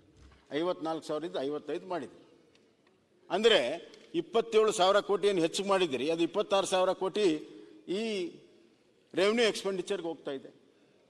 ಕ್ಯಾಪಿಟಲ್ ಎಕ್ಸ್ಪೆಂಡಿಚರ್ ಎಲ್ಲಿ ಆಗ್ತದೆ? ಕ್ಯಾಪಿಟಲ್ ಎಕ್ಸ್ಪೆಂಡಿಚರ್ ಈ ರಾಜ್ಯದ ಆದಾಯವನ್ನು ಹೆಚ್ಚಿಸುವಂಥ, ಅಸೆಟ್ ಕ್ರಿಯೇಷನ್ ಮಾಡುವಂಥ ಮತ್ತು ಎಕಾನಮಿಗೆ ಸಸ್ಟೈನಬಲ್ ಎಕಾನಮಿ ಮಾಡೋ ಸಲುವಾಗಿ ಇರುವಂಥದ್ದು. ಅದಕ್ಕೆ ಇವತ್ತು ಹಣಕಾಸಿನ ಶಿಸ್ತು ಹಾದಿ ತಪ್ತಾ ಇದೆ. ಇವತ್ತು ಡೆಫಿಸಿಟ್ ಆದರೂ ಚಿಂತಿಲ್ಲ ಅನ್ನುವಂಥ ಮಾತೇನಿದೆ, ಇದು ಮುಂದಿನ ದಿನಗಳಲ್ಲಿ ನಿಮಗೆ ಈಗ 7th ಪೇ ಕಮಿಷನ್ ಬರ್ತಾ ಇದೆ. ಅದಕ್ಕೆ ತಾವೇ ಹೇಳ್ಕೊಂಡಿದ್ದೀರಿ 20,000 ಕೋಟಿ ಬೇಕು ನಮಗೆ ಅಂತ, ಅಡಿಷನಲ್ 20,000 ಕೋಟಿ ಬೇಕು. ಅದನ್ನೆಲ್ಲೂ ಕೂಡ ಬಜೆಟಲ್ಲಿ ಪ್ರಾವಿಷನ್ ಮಾಡಿದ್ದೀರಾ? ಮಾಡಿಲ್ಲ. ನಿಮ್ಮ ಬಜೆಟಲ್ಲಿ 7th ಪೇ ಕಮಿಷನ್ಗೆ ಏನಾದರೂ ದುಡ್ಡು ಇಟ್ಟಿದ್ದೀರಾ? ಎಲ್ಲಾದರೂ ಇಟ್ಟಿದ್ದೀರಾ? ಎಲ್ಲೂ ಇಟ್ಟಿಲ್ಲ. ಆದರೆ ನೀವು ಕೊಡಲೇಬೇಕು ಸ್ಯಾಲ್ರಿ, ಪ್ರಾವಿಷನ್ನೇ ಮಾಡಿಲ್ಲ. ಸೊ ಆ 20,000 ಕೋಟಿ ಅಡಿಷನಲ್ ಬರ್ತದೆ. ನಿಮ್ಮ ಡೆವಲಪ್ಮೆಂಟಿಗೆ ಎಲ್ಲಿದೆ ದುಡ್ಡು? ಡೆವಲಪ್ಮೆಂಟಿಗೆ ದುಡ್ಡೇ ಇಲ್ಲ. ಎಲ್ಲ ಡೆವಲಪ್ಮೆಂಟನ್ನು ನಿಲ್ಲಿಸಿ ನೀವು ಇದೇ ಥರದ ಆಡಳಿತವನ್ನು ಮಾಡ್ಕೊಳ್ತಾ ಹೋದರೆ ಎಷ್ಟರ ಮಟ್ಟಿಗೆ ರಾಜ್ಯ ಬರುವಂಥ ದಿನಗಳಲ್ಲಿ ಸಾಲದ ಸೂಲಕ್ಕೆ ಸಿಗೋದಿಲ್ಲ. ಅಲ್ಲ, ನೀವು ಮಾತಾಡಿ ಸರ್, ಮುಖ್ಯಮಂತ್ರಿಗಳು ಉತ್ತರ ಕೊಡ್ತಾರೆ. ಆರ್ಥಿಕ ಶಿಸ್ತು ಬಗ್ಗೆ ಮಾನ್ಯ ಸದಸ್ಯರು ಮಾತಾಡ್ತಾ ಇದ್ದಾರೆ ಸರ್. ಅವ್ರ ಅಂಕಿಅಂಶಗಳ ಬಗ್ಗೆ ನಾನು ತಕರಾರು ಮಾಡ್ತಾ ಇಲ್ಲ. ಆದರೆ ಆರ್ಥಿಕ ಶಿಸ್ತು ಟೈಮ್ ಹೆಚ್ಚುವರಿ ಕೊಡಿ. ಇಲ್ಲ ಸರ್, ಈಗ ಆರ್ಥಿಕ ಶಿಸ್ತು ಬಗ್ಗೆ ತಾವು ಹೇಳ್ತಾ ಇದ್ದ ಸ್ವಲ್ಪ ಹೆಚ್ಚು ಬೆಳಕು ಚೆಲ್ಲಬೇಕಾಗ್ತದೆ ಸರ್. ಹಿಂದಿನ 3 ಮುಖ್ಯಮಂತ್ರಿಗಳು RDPR, PWD, ಮೈನರ್ ಇರಿಗೇಷನ್ ಮತ್ತು ಇರಿಗೇಷನ್ ಡಿಪಾರ್ಟ್ಮೆಂಟ್ನಲ್ಲಿ ಈ ಒಂದು ಹೊಸ ಹೆಡ್ ಆಫ್ ಅಕೌಂಟ್ ತಂದುಬಿಟ್ಟಿದ್ದಾರೆ ಅಧ್ಯಕ್ಷರೇ. ಮಾನ್ಯ ಮುಖ್ಯಮಂತ್ರಿಗಳ ವಿವೇಚನ ಕೋಟ ಅಂತ. ಆ ವಿವೇಚನ ಕೋಟ ಯಾವ ಇದರಲ್ಲಿ ಬಂತು, ಹೇಗೆ ಬಂತು ಅಂತ ಗೊತ್ತಿಲ್ಲ. ಉದಾಹರಣೆ, ನನ್ನ ಇಲಾಖೆನಲ್ಲೇ ಬರೀ ಪೆಂಡಿಂಗ್ ಬಿಲ್ಸ್ ತಮ್ಗೆ ಗೊತ್ತಿದೆ ಸರ್, ಒಂದು 7-8 ಸಾವಿರ ಕೋಟಿ ರೂಪಾಯಿ ಇದೆ ನಮ್ಮ ಹತ್ರ. ಹೇಗೆ ಬಂತು ಅಧ್ಯಕ್ಷರೇ ಇದು? ಏನಿದು CM ವಿವೇಚನ ಕೋಟ ಅಂತ ಪ್ರಾರಂಭ ಆಗಿದ್ದು ಕಳೆದ 3 ಮುಖ್ಯಮಂತ್ರಿಗಳ ಅವಧಿನಲ್ಲಿ. ಕರ್ನಾಟಕ ರೂರಲ್ ಇನ್ಫ್ರಾಸ್ಟ್ರಕ್ಚರ್ ಡೆವಲಪ್ಮೆಂಟ್ ಇದರಲ್ಲಿ ಕಾರ್ಪೊರೇಷನ್ 1,000 ಕೋಟಿ ರೂಪಾಯಿ FDಯನ್ನು ಒಡೆದ್ಬಿಟ್ಟು ನೀವು ಹಂಚಿದ್ದೀರಾ. ಅಲ್ಲ, ಆರ್ಥಿಕ ಶಿಸ್ತು ಅಂದ್ರೆ ಹೇಗೆ? ಮೈ ಓನ್ಲಿ ರಿಕ್ವೆಸ್ಟ್ ಸರ್, ಅಲ್ಲ, ಈಗ ನೀವು ಆರ್ಥಿಕ ನಾನು ಕೇಳ್ತಾ ಇರೋದು, ಮುಖ್ಯಮಂತ್ರಿ ವಿವೇಚನಾ ಕೋಟದಲ್ಲಿ ಎಷ್ಟೆಷ್ಟು ಯಾವ್ಯಾವ ಇಲಾಖೆಯಲ್ಲಿ ಖರ್ಚು ಮಾಡಿದ್ದೀರಾ ತಾವು ಹಿಂದಿನ ಮುಖ್ಯಮಂತ್ರಿಗಳು, ಅದನ್ನು ಹೇಳಿ. ಆರ್ಥಿಕ ಶಿಸ್ತು ಅಲ್ಲಿಂದ ಹದಗೆಟ್ಟಿತು, ಅದನ್ನು ಹೇಳಿ ಅಂತ. ಅಂಕಿಅಂಶಗಳು ನಿಮ್ದು ಪರ್ಫೆಕ್ಟ್ ಇದೆ, ಇಟ್ ಇಸ್ ಪ್ರಿಂಟೆಡ್ ಡಾಕ್ಯುಮೆಂಟ್. ಅಲ್ಲ, ನಾನು ಹೇಳ್ತೀನಿ, ಈಗ ಹೇಳ್ತೀನಿ ಬಿಡಿ, ಕೂತ್ಕೊಳ್ಳಿ, ಹೇಳ್ತೀನಿ. PWD ನಲ್ಲಿ ಹೇಗಷ್ಟಾಯ್ತು, RDPR ನಲ್ಲಿ ಹೇಗಷ್ಟಾಯ್ತು ಅದನ್ನು ಹೇಳ್ಬೇಕಲ್ಲ. ಮೈನರ್ ಇರಿಗೇಷನ್ ನಲ್ಲಿ ಹೇಗಷ್ಟಾಯ್ತು? ಇರಿಗೇಷನ್ 1,20,000 ಕೋಟಿ ಸರ್, 2 ಲಕ್ಷ ಹೇಳ್ತೀನಿ, ಅದನ್ನು ಹೇಳ್ತೀನಿ, ಅದಕ್ಕೆ ಬರ್ತೀನಿ. ಇರಿಗೇಷನ್ ವಿವೇಚನ, ಮುಖ್ಯಮಂತ್ರಿ ವಿವೇಚನ ಏನ್ ಹೇಳ್ಬಿಡಿ sir, that also will be there. ಅದೇ ಪ್ರಮುಖ ಕಾರಣ ಆರ್ಥಿಕ ಶಿಸ್ತು ಹದಗೆಡ್ಲಿಕ್ಕೆ. ಇಲ್ಲ, ಅದೇನಿಲ್ಲ, ಹಂಗೇನಿಲ್ಲ. ಮಾನ್ಯ ಸಭಾಧ್ಯಕ್ಷರೇ, ಎಲ್ಲಾ ಕಾಲದಲ್ಲೂ ಕೂಡ ಮುಖ್ಯಮಂತ್ರಿಗಳ ವಿವೇಚನೆ ಇದೆ. ಹೇಳ್ತೇನೆ ಕೇಳಿ. ಆರ್ಥಿಕ ಇಲಾಖೆ ಅನುಮತಿ ಪಡೆದೇ ಪ್ರೋಗ್ರಾಮ್ಗಳು ಸ್ಯಾಂಕ್ಷನ್ ಆಗೋದು. ಆರ್ಥಿಕ ಇಲಾಖೆ ಅನುಮತಿ ಪಡ್ಕೊಂಡ ಮೇಲೆ ಅದಕ್ಕೆ ಬೇಕಾಗಿರುವಂಥ ಪ್ರಾವಿಷನ್ಸ್ಗಳು ಆಗೇ ಆಗ್ತದೆ. ಎರಡನೇದಾಗಿ ಇವತ್ತು ಇಲ್ಲ ಹೇಳ್ತೀನಿ, ತಪ್ಪು ಮಾಹಿತಿ ಹೋಗಬಾರ್ದು ಸರ್. ಇಲ್ಲ, ಆರ್ಥಿಕ ಇಲಾಖೆ ನೀವು- ಮಾಡ್ಬೇಡಿ ಅಂತ ನೀವೇ ಹೇಳಿದ್ರು ಸರ್ಕಾರದಲ್ಲಿದ್ದೀರಿ. ಓವರ್ ರೂಲ್ ಮಾಡಿ ಕಳಿಸಿದ್ದಾರೆ. ಇಲ್ಲ, ಒಂದ್ ನಿಮಿಷ. ದಾಖಲೆಗಳಿದೆ ನಮ್ಮ ಹತ್ರ. ಇವ್ರು ಮಾಡಿರೋ ನಾನೇ ಸರ್, ಒಂದಕ್ಕೂ ನೀವು ಸಾಲ ಆರ್ಥಿಕ ಮಾಡಿ ಇಲಾಖೆ ತುಪ್ಪ ಸಮ್ಮತಿ ತಿನ್ನೋಕೆ ಇಲ್ಲ. ಬಡ್ಡಿ ನಾನ್ ಕಟ್ತಾ ಇದ್ದೀನಿ IDPR ನಲ್ಲಿ. ಇಲ್ಲಿ ಹೇಳ್ತೇನೆ ಕೇಳಿ. Misunderstand me. ಈಗ ಇದ್ರ ಬಗ್ಗೆ ಹೇಳ್ತಾ ಇದ್ದೀರಲ್ಲ, ಆರ್ಥಿಕ ಶಿಸ್ತು ಹೇಳ್ತೇನೆ ಬಗ್ಗೆ, ಕೇಳಿ. ಸಾಲದ ಅದು ಬಗ್ಗೆ ನಮ್ಮಿಂದ ಹಾಳಾಗಿಲ್ಲ ಸರ್. ಆರ್ಥಿಕ ಸಾಲದ ಬಗ್ಗೆ ಇಲಾಖೆಗೆ ಹೇಳ್ತೇನೆ ಕೇಳಿ. ಅನುಮತಿ ಇಲ್ಲ. ಕೂತ್ಕೊಂಡ್ರೆ ಹೇಳ್ತೀನಿ. ಮಾನ್ಯ ನಮ್ಮಿಂದ ಹಾಳಾಗಿಲ್ಲ. ಸಭಾಧ್ಯಕ್ಷರೇ 19% ಆಫ್ ದ ಆದಾಯ ಇವತ್ತು ಸಾಲದ ಬಡ್ಡಿಗೆ ಮತ್ತು ಸಾಲಕ್ಕೆ ಹೋಗ್ತಾ ಇದೆ. ಯಾಕಂತಂದ್ರೆ ಈಗ ಉದಾಹರಣೆಗೆ 2023ರಲ್ಲಿ ನಾವು ಸಾಲ ತೀರಿಸಿದ್ವಿ. ಯಾರ ಸಾಲ? 2013ರಲ್ಲಿ ಸಿದ್ದರಾಮಯ್ಯ ತೆಗೆದುಕೊಂಡಿರುವಂತಹ ಸಾಲ, ವರ್ಲ್ಡ್ ಬ್ಯಾಂಕು ಮತ್ತು ಇದರ ಸಾಲಗಳನ್ನು 10 ವರ್ಷ ಮಾರ್ಟೋರಿಯಂ ಪೀರಿಯಡ್ ಇತ್ತು, ಬರೀ ಇಂಟ್ರೆಸ್ಟ್ ಇತ್ತು. ಅಸಲು ಒಂದೇ ಸತಿ ಕಟ್ಟಬೇಕು 11ನೇ ವರ್ಷ. ಅದು ನಮ್ಮ ಪಾಲಿಗೆ ಬಂತು, ನಾವು ಕಟ್ಟಿದ್ದೇವೆ. ಅಲ್ಲ, ಒಂದು ನಿಮಿಷ ಕೇಳಿ. ಅಲ್ಲ, ಒಂದ್ ನಿಮಿಷ. ವರ್ಲ್ಡ್ ಬ್ಯಾಂಕ್ ಸಾಲ ಈ ಮುಖ್ಯಮಂತ್ರಿ ವಿವೇಚನಾ ಕೋಟ ಎಲ್ಲಿಂದ ಪ್ರಾರಂಭ ಆಯಿತು, ಹೇಗೆ ಪ್ರಾರಂಭ ಆಯಿತು, ಎಷ್ಟು ಲಕ್ಷ ಕೋಟಿ ಇದು ಹೋಯ್ತು ಅಂತ ಹೇಳಿ ಅಷ್ಟೇ ಕೇಳ್ತಾರೆ ನಾವು ಕಟ್ಟಬೇಕು, ನಾವು ಮಾಡಿರ್ತೀವಿ, ನೀವು ಕಟ್ಟಬೇಕು ಸರ್ಕಾರದಿಂದ. ಯಾವಾಗಿಂದ ಮುಖ್ಯಮಂತ್ರಿಗಳ ವಿವೇಚನೆ ಬಂತು ಅವಾಗಿಂದ ಕೋಟ ಬಂದಿದೆ. ಬರೇ ಲಾಸ್ಟ್ 3 ಮಾನ್ಯ ಬೊಮ್ಮಾಯಿ ಅವರಿಗೆ ಸರಾಗವಾಗಿ ಮಾತನಾಡ್ಲಿಕ್ಕೆ ಕೊಡಿ.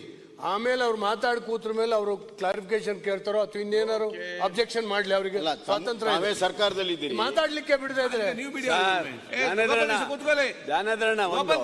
ನಿನ್ನೆ CM ಮಾತಾಡ್ಬೇಕಾದ್ರೆ ಎಷ್ಟು ಅಬ್ಜೆಕ್ಷನ್ ಮಾಡಿದ್ರಿ ಸರ್, ಎಷ್ಟು ಸರಿ ಕೂರಿಸಿದ್ರಿ CM ಮಾತಾಡ್ಬೇಕಾದ್ರೆ ಹಂಗೆ ತಾನೇ.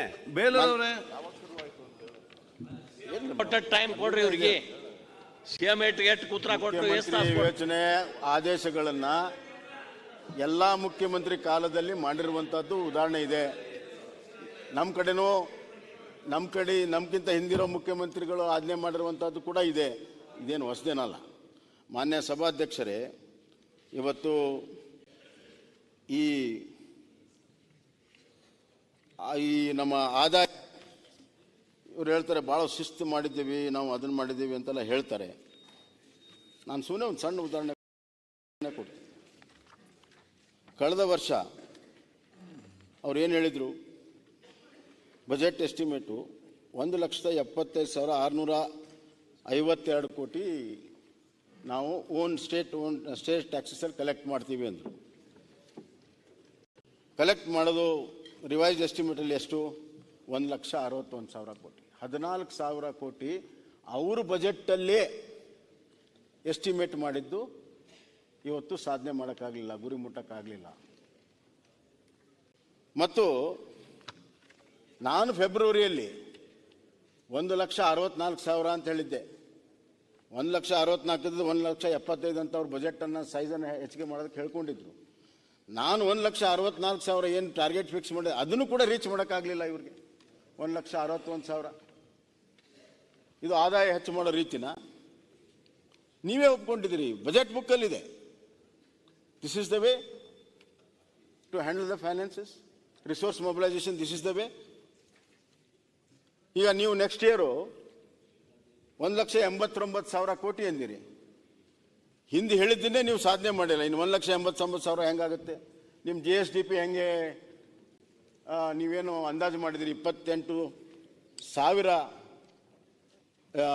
ಕೋಟಿ ಅಂತ, ಅದನ್ನಿಟ್ಕೊಂಡು ನೀವು ಬಜೆಟ್ ಮಾಡಿದ್ದೀರಿ. 28,000 ಕೋಟಿ ಆಗುತ್ತಾ? ನಿಮ್ಮ ರಿಸೋರ್ಸ್ ಮೊಬಿಲೈಸೇಷನ್ನೇ ಇಲ್ಲ. ಒಟ್ಟಾರೆ ಮಾನ್ಯ ಸಭಾಧ್ಯಕ್ಷರೇ ನೋಡಿ,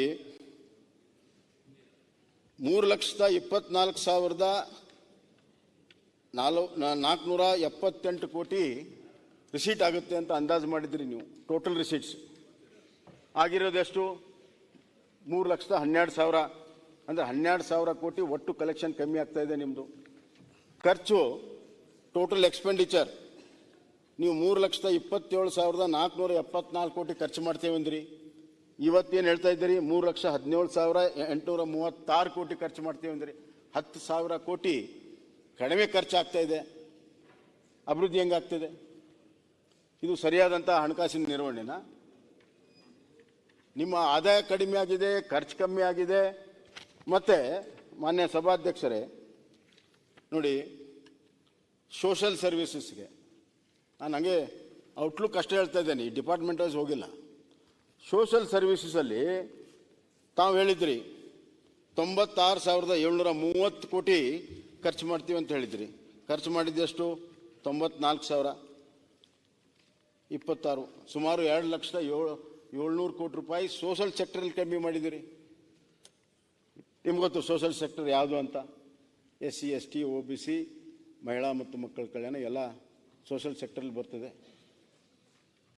ಎಕನಾಮಿಕ್ ಸರ್ವಿಸಸಲ್ಲಿ ಆದಾಯ ಹೆಚ್ಚು ಮಾಡುವಂಥದ್ದು 67,000 ಕೋಟಿ ಖರ್ಚು ಮಾಡ್ತೀವಿ ಅಂದ್ರಿ, 63,000 ಕೋಟಿ ಖರ್ಚು ಮಾಡಿದ್ದೀರಿ. ಸೆಕ್ಟರ್ ವೈಸ್ ತೊಗೊಂಡ್ರು ಕೂಡ ಕಡಿಮೆ ಆಗಿದೆ, ಟೋಟಲ್ ಕೂಡ ಕಡಿಮೆ ಆಗಿದೆ. ಯಾಕಂದರೆ ನೀವು ಮೊಬಿಲೈಸೇಷನ್ ಕಡಿಮೆ ಮಾಡಿದ್ದೀರಿ. ಇದು ಪ್ರೂಡೆಂಟ್ ಫೈನಾನ್ಸ್ ಮ್ಯಾನೇಜ್ಮೆಂಟಾ? ಹೇಳಿ ನೀವೇ. ಮಾನ್ಯ ಸಭಾಧ್ಯಕ್ಷರೇ, 1,05,000 ಕೋಟಿ ಸಾಲ, ಇದೊಂದು ದಾಖಲೆ. 1 ಲಕ್ಷ ಕೋಟಿ ದಾಟಿರುವಂಥದ್ದು ಒಂದು ದಾಖಲೆ. ಮಾನ್ಯ ಸಭಾಧ್ಯಕ್ಷರೇ, ಅದರಲ್ಲಿ 96,840 ಕೋಟಿ ಮಾರ್ಕೆಟ್ ಬಾರೋಯಿಂಗ್ಸ್ ಇದೆ. ಅದು ಆಲ್ಮೋಸ್ಟ್ 90% ಮಾರ್ಕೆಟ್ ಬಾರೋಯಿಂಗ್ಸ್ ಇದೆ at higher rate of interest. ಈ ಹೈಯರ್ ರೇಟ್ ಆಫ್ ಇಂಟ್ರೆಸ್ಟ್ ಸಾಲವನ್ನು ಎದಕ್ಕೆ ನೀವು ಬಳಕೆ ಮಾಡ್ತೀರಿ? ಸಾಮಾನ್ಯವಾಗಿ ಸಾಲ ತಗೋಬಾರ್ದು ಅಂತ ಹೇಳಲ್ಲ. ಇನ್ಫ್ಯಾಕ್ಟು ಸಾಲ ತಗೊಳ್ಳದೇ ಇದ್ರೆ ಗ್ರೋತ್ ಇಲ್ಲ ಅಂತ. ಗ್ರೋತ್ ಆಗಬೇಕಾದ್ರೆ ನಮ್ಮ ಆದಾಯಕ್ಕಿಂತ ಹೆಚ್ಚು ನಾವು ಬೇರೆ ಮೂಲಗಳಿಂದ ತಂದು ಗ್ರೋತನ್ನು ಹೆಚ್ಚಿಗೆ ಮಾಡ್ಕೋಬೇಕಾಗತ್ತೆ. ಆದರೆ ನೀವು ಸಾಲ ತಗೊಂಡು ಕ್ಯಾಪಿಟಲ್ ಎಕ್ಸ್ಪೆಂಡಿಚರ್ ಮಾಡಿದರೆ, ಬಂಡವಾಳಕ್ಕೆ ವೆಚ್ಚವನ್ನು ಮಾಡಿದರೆ, ಅದು ಎಕಾನಮಿ ಗ್ರೋ ಆಗುತ್ತೆ, ಆಸ್ತಿ ಕ್ರಿಯೇಟ್ ಆಗುತ್ತೆ, ವೆಲ್ತ್ ಕ್ರಿಯೇಟ್ ಆಗುತ್ತೆ, ರಾಜ್ಯ ಪ್ರಗತಿ ಆಗುತ್ತೆ. ಅದು ನೀವು ಸಾಲ ತಗೊಂಡು ಬಂದು ಇವತ್ತು ನೀವು ರೆವೆನ್ಯೂ ಎಕ್ಸ್ಪೆಂಡಿಚರ್ಗೆ ಮಾಡಿದರೆ ಯಾವ ಪ್ರಗತಿ ಆಗುತ್ತೆ? ಯಾವ ಪ್ರಗತಿ ಆಗುತ್ತೆ? ಮಾನ್ಯ ಸಭಾಧ್ಯಕ್ಷರೇ, ಹೀಗೆ ರಾಜ್ಯದ ಹಣಕಾಸಿನ ಅಧೋಗತಿಗೆ ತೆಗೆದುಕೊಂಡು ಹೋಗುವಂಥ ಕೆಲಸ ಇವತ್ತು ಇಲ್ಲಿ ಆಗ್ತಾ ಇದೆ ಮಾನ್ಯ ಸಭಾಧ್ಯಕ್ಷರೇ. ಓಕೆ. ಆಮೇಲೆ ಇವರು ಹೇಳಿದ್ದಾರೆ, ಇಲ್ಲಿ ನಮ್ಮ ರಾಜ್ಯಕ್ಕೆ 2.8 ಬಿಲಿಯನ್ ಡಾಲರ್, ಮಿಲಿಯನ್ನೋ ಬಿಲಿಯನ್ನೋ ಗೊತ್ತಾಗಲಿಲ್ಲ ನನಗೆ, ಡಾಲರ್ FDI ಬಂದಿದೆ ಅಂತ. ಮಾನ್ಯ ಸಭಾಧ್ಯಕ್ಷರೇ,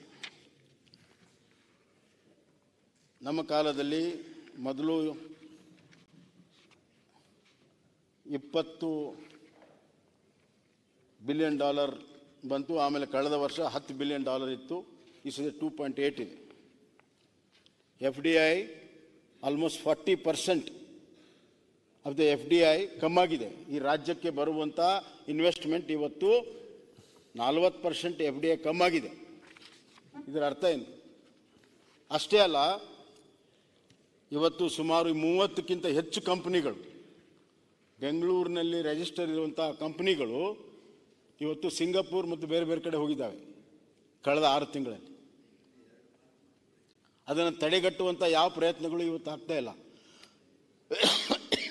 ವಿಶೇಷವಾಗಿ IT-BT ಸೆಕ್ಟರಲ್ಲಿ. ಇವತ್ತು ನಾವು ಏನು ಮುಖ್ಯಮಂತ್ರಿಗಳು ಹೇಳ್ತಾರಲ್ಲ, ನಾವು ಇಷ್ಟು ಟ್ಯಾಕ್ಸ್ ಕಟ್ಟಿದ್ದೇವೆ ಅಂತ. ಟ್ಯಾಕ್ಸ್ ಯಾಕೆ ನಮ್ಮದು ಅಷ್ಟು ದೊಡ್ಡದಾಗ್ತದೆ ಅಂದರೆ, ಆ ಕಂಪ್ನಿಗಳಲ್ಲಿ ರಿಜಿಸ್ಟರ್ ಆಗಿದ್ದಾವೆ, ಇಲ್ಲಿ ಸ್ಥಾಪನೆ ಆಗಿದ್ದಾವೆ. ಅವುಗಳೇ ಬಿಟ್ಟು ಹೋದರೆ ನಮ್ಮದು ಆದಾಯ ಹೆಂಗೆ ಹೆಚ್ಚಾಗುತ್ತೆ? ಅವುಗಳು ಎಲ್ಲೇ ವ್ಯವಹಾರ ಮಾಡಲಿ, ಇವತ್ತು ಬೆಂಗಳೂರಿನಲ್ಲಿ ರಿಜಿಸ್ಟರ್ ಆಗಿರೋ ಕಂಪನಿ ದಿಲ್ಲಿಯಲ್ಲಿ, ಮುಂಬೈದಲ್ಲಿ ಎಲ್ಲೇ ವ್ಯವಹಾರ ಮಾಡಿದರೂ ಕೂಡ ನಮ್ಮ ಲೆಕ್ಕಕ್ಕೆ ಬರ್ತದೆ. ವ್ಯವಹಾರ ಅಲ್ಲಾಗಲಿ, ಟ್ಯಾಕ್ಸ್ ಅಲ್ಲಿ ಕಟ್ಟಿದ್ರು ಕೂಡ ನಮ್ಮ ಲೆಕ್ಕಕ್ಕೆ ಬರ್ತದೆ. ಇದು ಇರುವಂಥ ಪದ್ಧತಿ. ಆದ್ದರಿಂದ ಎಲ್ಲ ಹಣ ಒಂದೇ ರಾಜ್ಯಕ್ಕೆ ತೆಗೆದುಕೊಂಡು ಹೋಗ್ತಾರೆ ಅನ್ನುವಂಥದ್ದು ತಪ್ಪು. ಎರಡನೇದಾಗಿ ಮಾನ್ಯ ಸಭಾಧ್ಯಕ್ಷರೇ, ಇವತ್ತು ಬೆಂಗಳೂರಿದೆ, ಬೆಂಗಳೂರಿನಲ್ಲಿ 60% ಆದಾಯ ಬೆಂಗಳೂರಿಂದ ಬರ್ತದೆ. ಆದರೆ ಎಲ್ಲ ನಾವು ಬೆಂಗಳೂರು ಖರ್ಚು ಮಾಡ್ತೇವೆ. ಇವತ್ತು ಅದನ್ನು ನಮ್ಮ ಊರಿಗೂ ತೆಗೆದುಕೊಂಡು ಹೋಗ್ತೇವೆ. ಧಾರವಾಡಕ್ಕೂ ತೆಗೆದುಕೊಂಡು ಹೋಗ್ತೀವಿ, ಹಾಸನಗೂ ತೊಗೊಂಡು ಹೋಗ್ತೀವಿ, ಗುಲ್ಬರ್ಗಾಗೂ ತೊಗೊಂಡು ಹೋಗ್ತೀವಿ, ಮೈಸೂರಿಗೂ ತೊಗೊಂಡು ಹೋಗ್ತೀವಿ, ಆಮೇಲೆ ವರ್ಣಕ್ಕೂ ಕೂಡ ತೆಗೆದುಕೊಂಡು ಹೋಗ್ತೀವಿ. ಈ ವಾದ ಎಕ್ಸ್ಟೆಂಡ್ ಮಾಡಿದರೆ ಬೆಂಗಳೂರು ದುಡ್ಡು ಬೆಂಗಳೂರಿನಲ್ಲಿ ಇರಬೇಕು ಅಂದರೆ ವರ್ಣಕ್ಕೂ ದುಡ್ಡು ತೊಗೊಂಡು ಹೋಗೋಕ್ಕಾಗೋದಿಲ್ಲ, ಧಾರವಾಡಕ್ಕೂ ತೊಗೊಂಡು ಹೋಗೋಕ್ಕಾಗೋದಿಲ್ಲ. ಅಲ್ಲಲ್ಲ, ಬೆಂಗಳೂರು ದುಡ್ಡು ಬೇರೆ, ಕೇಂದ್ರ ಸರ್ಕಾರದ ಅದಂಗೆ ಬೇರೆ, ದುಡ್ಡು ಬೇರೆ. ಅದಂಗೆ ಬೇರೆ, ಅದೇ ದಿಲ್ಲಿ ದುಡ್ಡು ಅಲ್ರಿ ಅದು. ಕೇಂದ್ರ ಸರ್ಕಾರದ್ದು ಅಂದ್ರೆ ಅಲ್ಲ, ದಿಲ್ಲಿ ಅಂತಂದ್ರೆ ದಿಲ್ಲಿ ದುಡ್ಡು ಅಲ್ಲ, ದಿಲ್ಲಿ ದೇಶ ಅಲ್ಲ. ದಿಲ್ಲಿದೊಳಗೆ ಖರ್ಚು ಮಾಡ್ತೇವಂದ್ರೆ ದಿಲ್ಲಿ ದೇಶ ಅಲ್ಲ. ಈ ಬೆಂಗಳೂರು ಗೊತ್ತು ದುಡ್ಡೇನ್ ಜನರೇಟ್ ಮಾಡ್ತೀವಿ ನಾವೆಲ್ಲ ಬರದ ನಾಡಿನಿಂದ ಬಂದು ಇಲ್ಲಿ ಜನರೇಟ್ ಮಾಡಿರ್ತೀವಿ. ಅದೇ ರೀ, ಎಲ್ಲ ಇಂಟೆಲೆಕ್ಚುಯಲ್ಸ್ ಇಲ್ಲಿ ಬೆಂಗಳೂರವ್ರು ಇರೋದಿಲ್ಲ. ಈ ಕಂಪ್ಯಾರಿಸನ್ ಇದೆ. ನೀವು ಕೇಳಿ, ಒಂದ್ ನಿಮಿಷ ಕೇಳಿ, ಕೇಳಿ.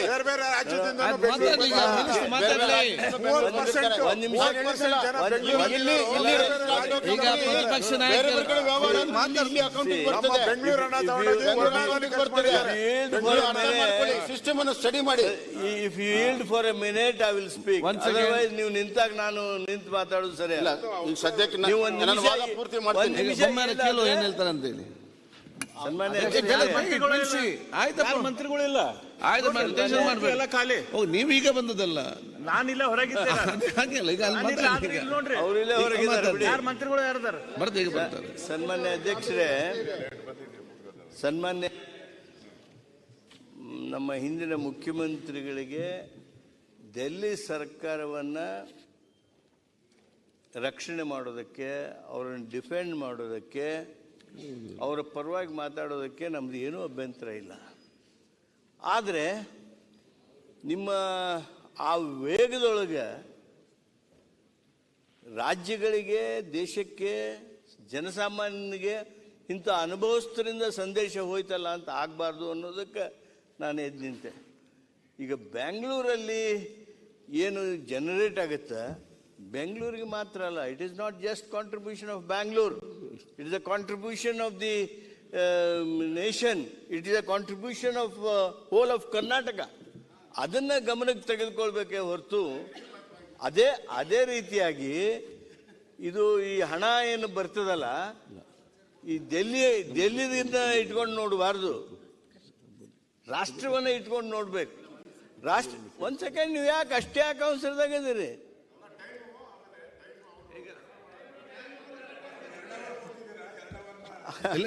ನೋಡಿ ನೋಡಿ ನೋಡಿ ನೋಡಿ, this is not fair. If you don't want interruption will sit. ಆದರೆ ತಪ್ಪು ಸಂದೇಶ ಹೋಗಬಾರ್ದು ಅಂತ ನಿಂತಿದ್ದೇನೆ. ನಾನು ಇಷ್ಟೇ ಹೇಳೋದಕ್ಕೆ ಬಯಸ್ತೇನೆ, ಈ ಕೇಂದ್ರ ಸರ್ಕಾರದವರು ಹಂಚಿಕೆ ಸರಿಯಾಗಿ ಮಾಡಬೇಕು, ಹಂಚಿಕೆ ಸರಿಯಾಗಿ ಮಾಡಿಲ್ಲ ಅನ್ನುವಂಥ ನಮ್ಮ ಮುಖ್ಯಮಂತ್ರಿಗಳ ಮಾತೇನಿದೆ, ಅದನ್ನು ನೀವು ಏನು ಅಂಕಿಅಂಶ ಹೇಳಿದ್ರು ಅದನ್ನು ಸಂದೇಶ ಬದಲಿ ಮಾಡೋದಕ್ಕೆ ಸಾಧ್ಯ ಆಗೋದಿಲ್ಲ. ಅದು ವಾಸ್ತವಿಕ ಸಂಗತಿ. ಆದ್ದರಿಂದ ಅದು ಏನೋ ಮಾಡಿ ಬೆಂಗಳೂರನ್ನ ಇದನ್ನ ಮಾಡಿ ಮತ್ತೊಂದು ಮಾಡಬೇಡ್ರಿ ಅಂತ. ಮನೆ ಅಧ್ಯಕ್ಷ ಒಂದೇ ನಿಮಿಷ ತಾಳು ಅಧ್ಯಕ್ಷರೇ, ಅವರು ಪಾಟೀಲ್ರು ಜ್ಞಾನಿಗಳು ಸ್ವಲ್ಪ ಕರೆಕ್ಟಾಗಿ ಹೇಳ್ತಾರೆ. ಅಲ್ಲಿ ಬಂದಾಗ ದಾರಿ ತಪ್ಪಿಡ್ತಾರೆ ನೋಡಿ. ಕೇಂದ್ರ ರಾಜ್ಯ ಅಲ್ಲಿಗೆ ಬಂದರು, ಇನ್ನು ಕೆಳಗಡೆ ಬರಬೇಕು. ಅದಾದ್ಮೇಲೆ ಕಾರ್ಪೊರೇಷನ್ನು, ಅದಾದ್ಮೇಲೆ ಜಿಲ್ಲಾ ಪಂಚಾಯಿತಿ, ಅದಾದ್ಮೇಲೆ ಗ್ರಾಮ ಪಂಚಾಯಿತಿ.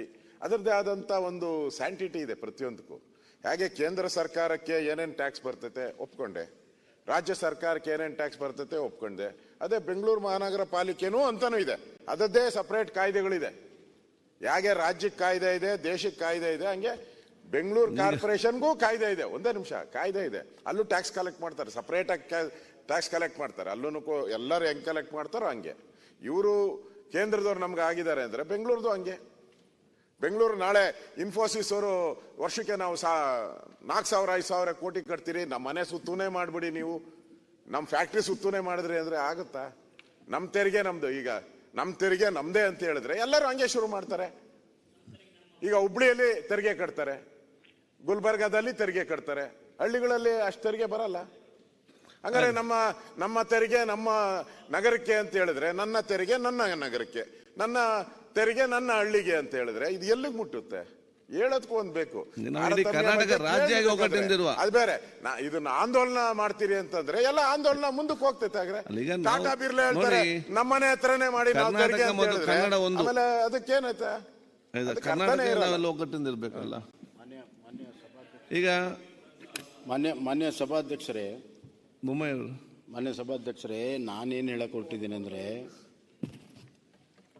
ನಾವು ಆಗಲೇ ಮಾತಾಡಿದ್ವಿ ಇಕ್ವಿಟಬಲ್ ಡಿಸ್ಟ್ರಿಬ್ಯೂಷನ್ ಅಂತ. Equitable distribution ಎಲ್ಲಾಗ್ತದೆ?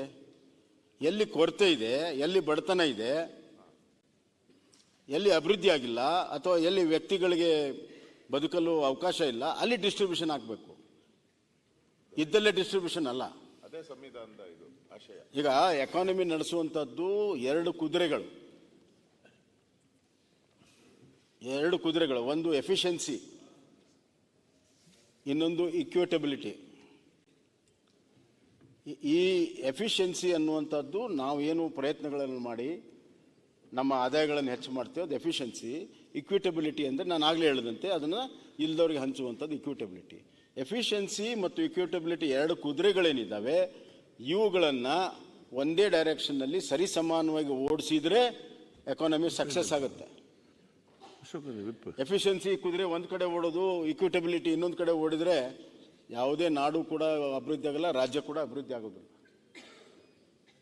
ಮತ್ತೆ ಈಗೇನು ನಾನು ಆಗಲೇ ಹೇಳಿದೆ, 15ನೇ ಹಣಕಾಸಿನಲ್ಲಿ ಇವತ್ತು 71 ತಗೊಳ್ಳಿದ ಕಾರಣದಿಂದ ಬೇರೆ ಬೇರೆ ವೇಟೇಜ್ ಕೊಟ್ಟಿದ್ದಾರೆ ಅಂತ. ಈಗ ಇನ್ಕಮ್ ಡಿಸ್ಟೆನ್ಸ್ ಇವತ್ತು ಅದು 50% ಇದ್ದು 45 ಆಯಿತು. ಪಾಪ್ಯುಲೇಷನ್ 10% ಆಯಿತು. 15ನೇ ಹಣಕಾಸಿನಲ್ಲಿ 14ನೇ ಹಣಕಾಸಿನಲ್ಲಿ 10% ಇತ್ತು. 15ನೇ ಹಣಕಾಸಿನಲ್ಲಿ 15% ಕೊಟ್ಟರು. ಅಂದರೆ 5% ಪಾಪ್ಯುಲೇಷನ್ಗೆ ವೇಟ್ ಜಾಸ್ತಿ ಆಯಿತು. ಅದಕ್ಕಾಗಿ ನಮ್ಮ ಪಾಲು ಕಮ್ಮಾಗಿದೆ ಅನ್ನುವಂಥದ್ದು ಮುಖ್ಯಮಂತ್ರಿಗಳ ವಾದ ಸರಿ ಇದೆ. ಡೆಮೋಗ್ರಾಫಿಕ್ ಪರ್ಫಾರ್ಮೆನ್ಸು 12.5% ಕೊಟ್ಟಿದ್ದಾರೆ.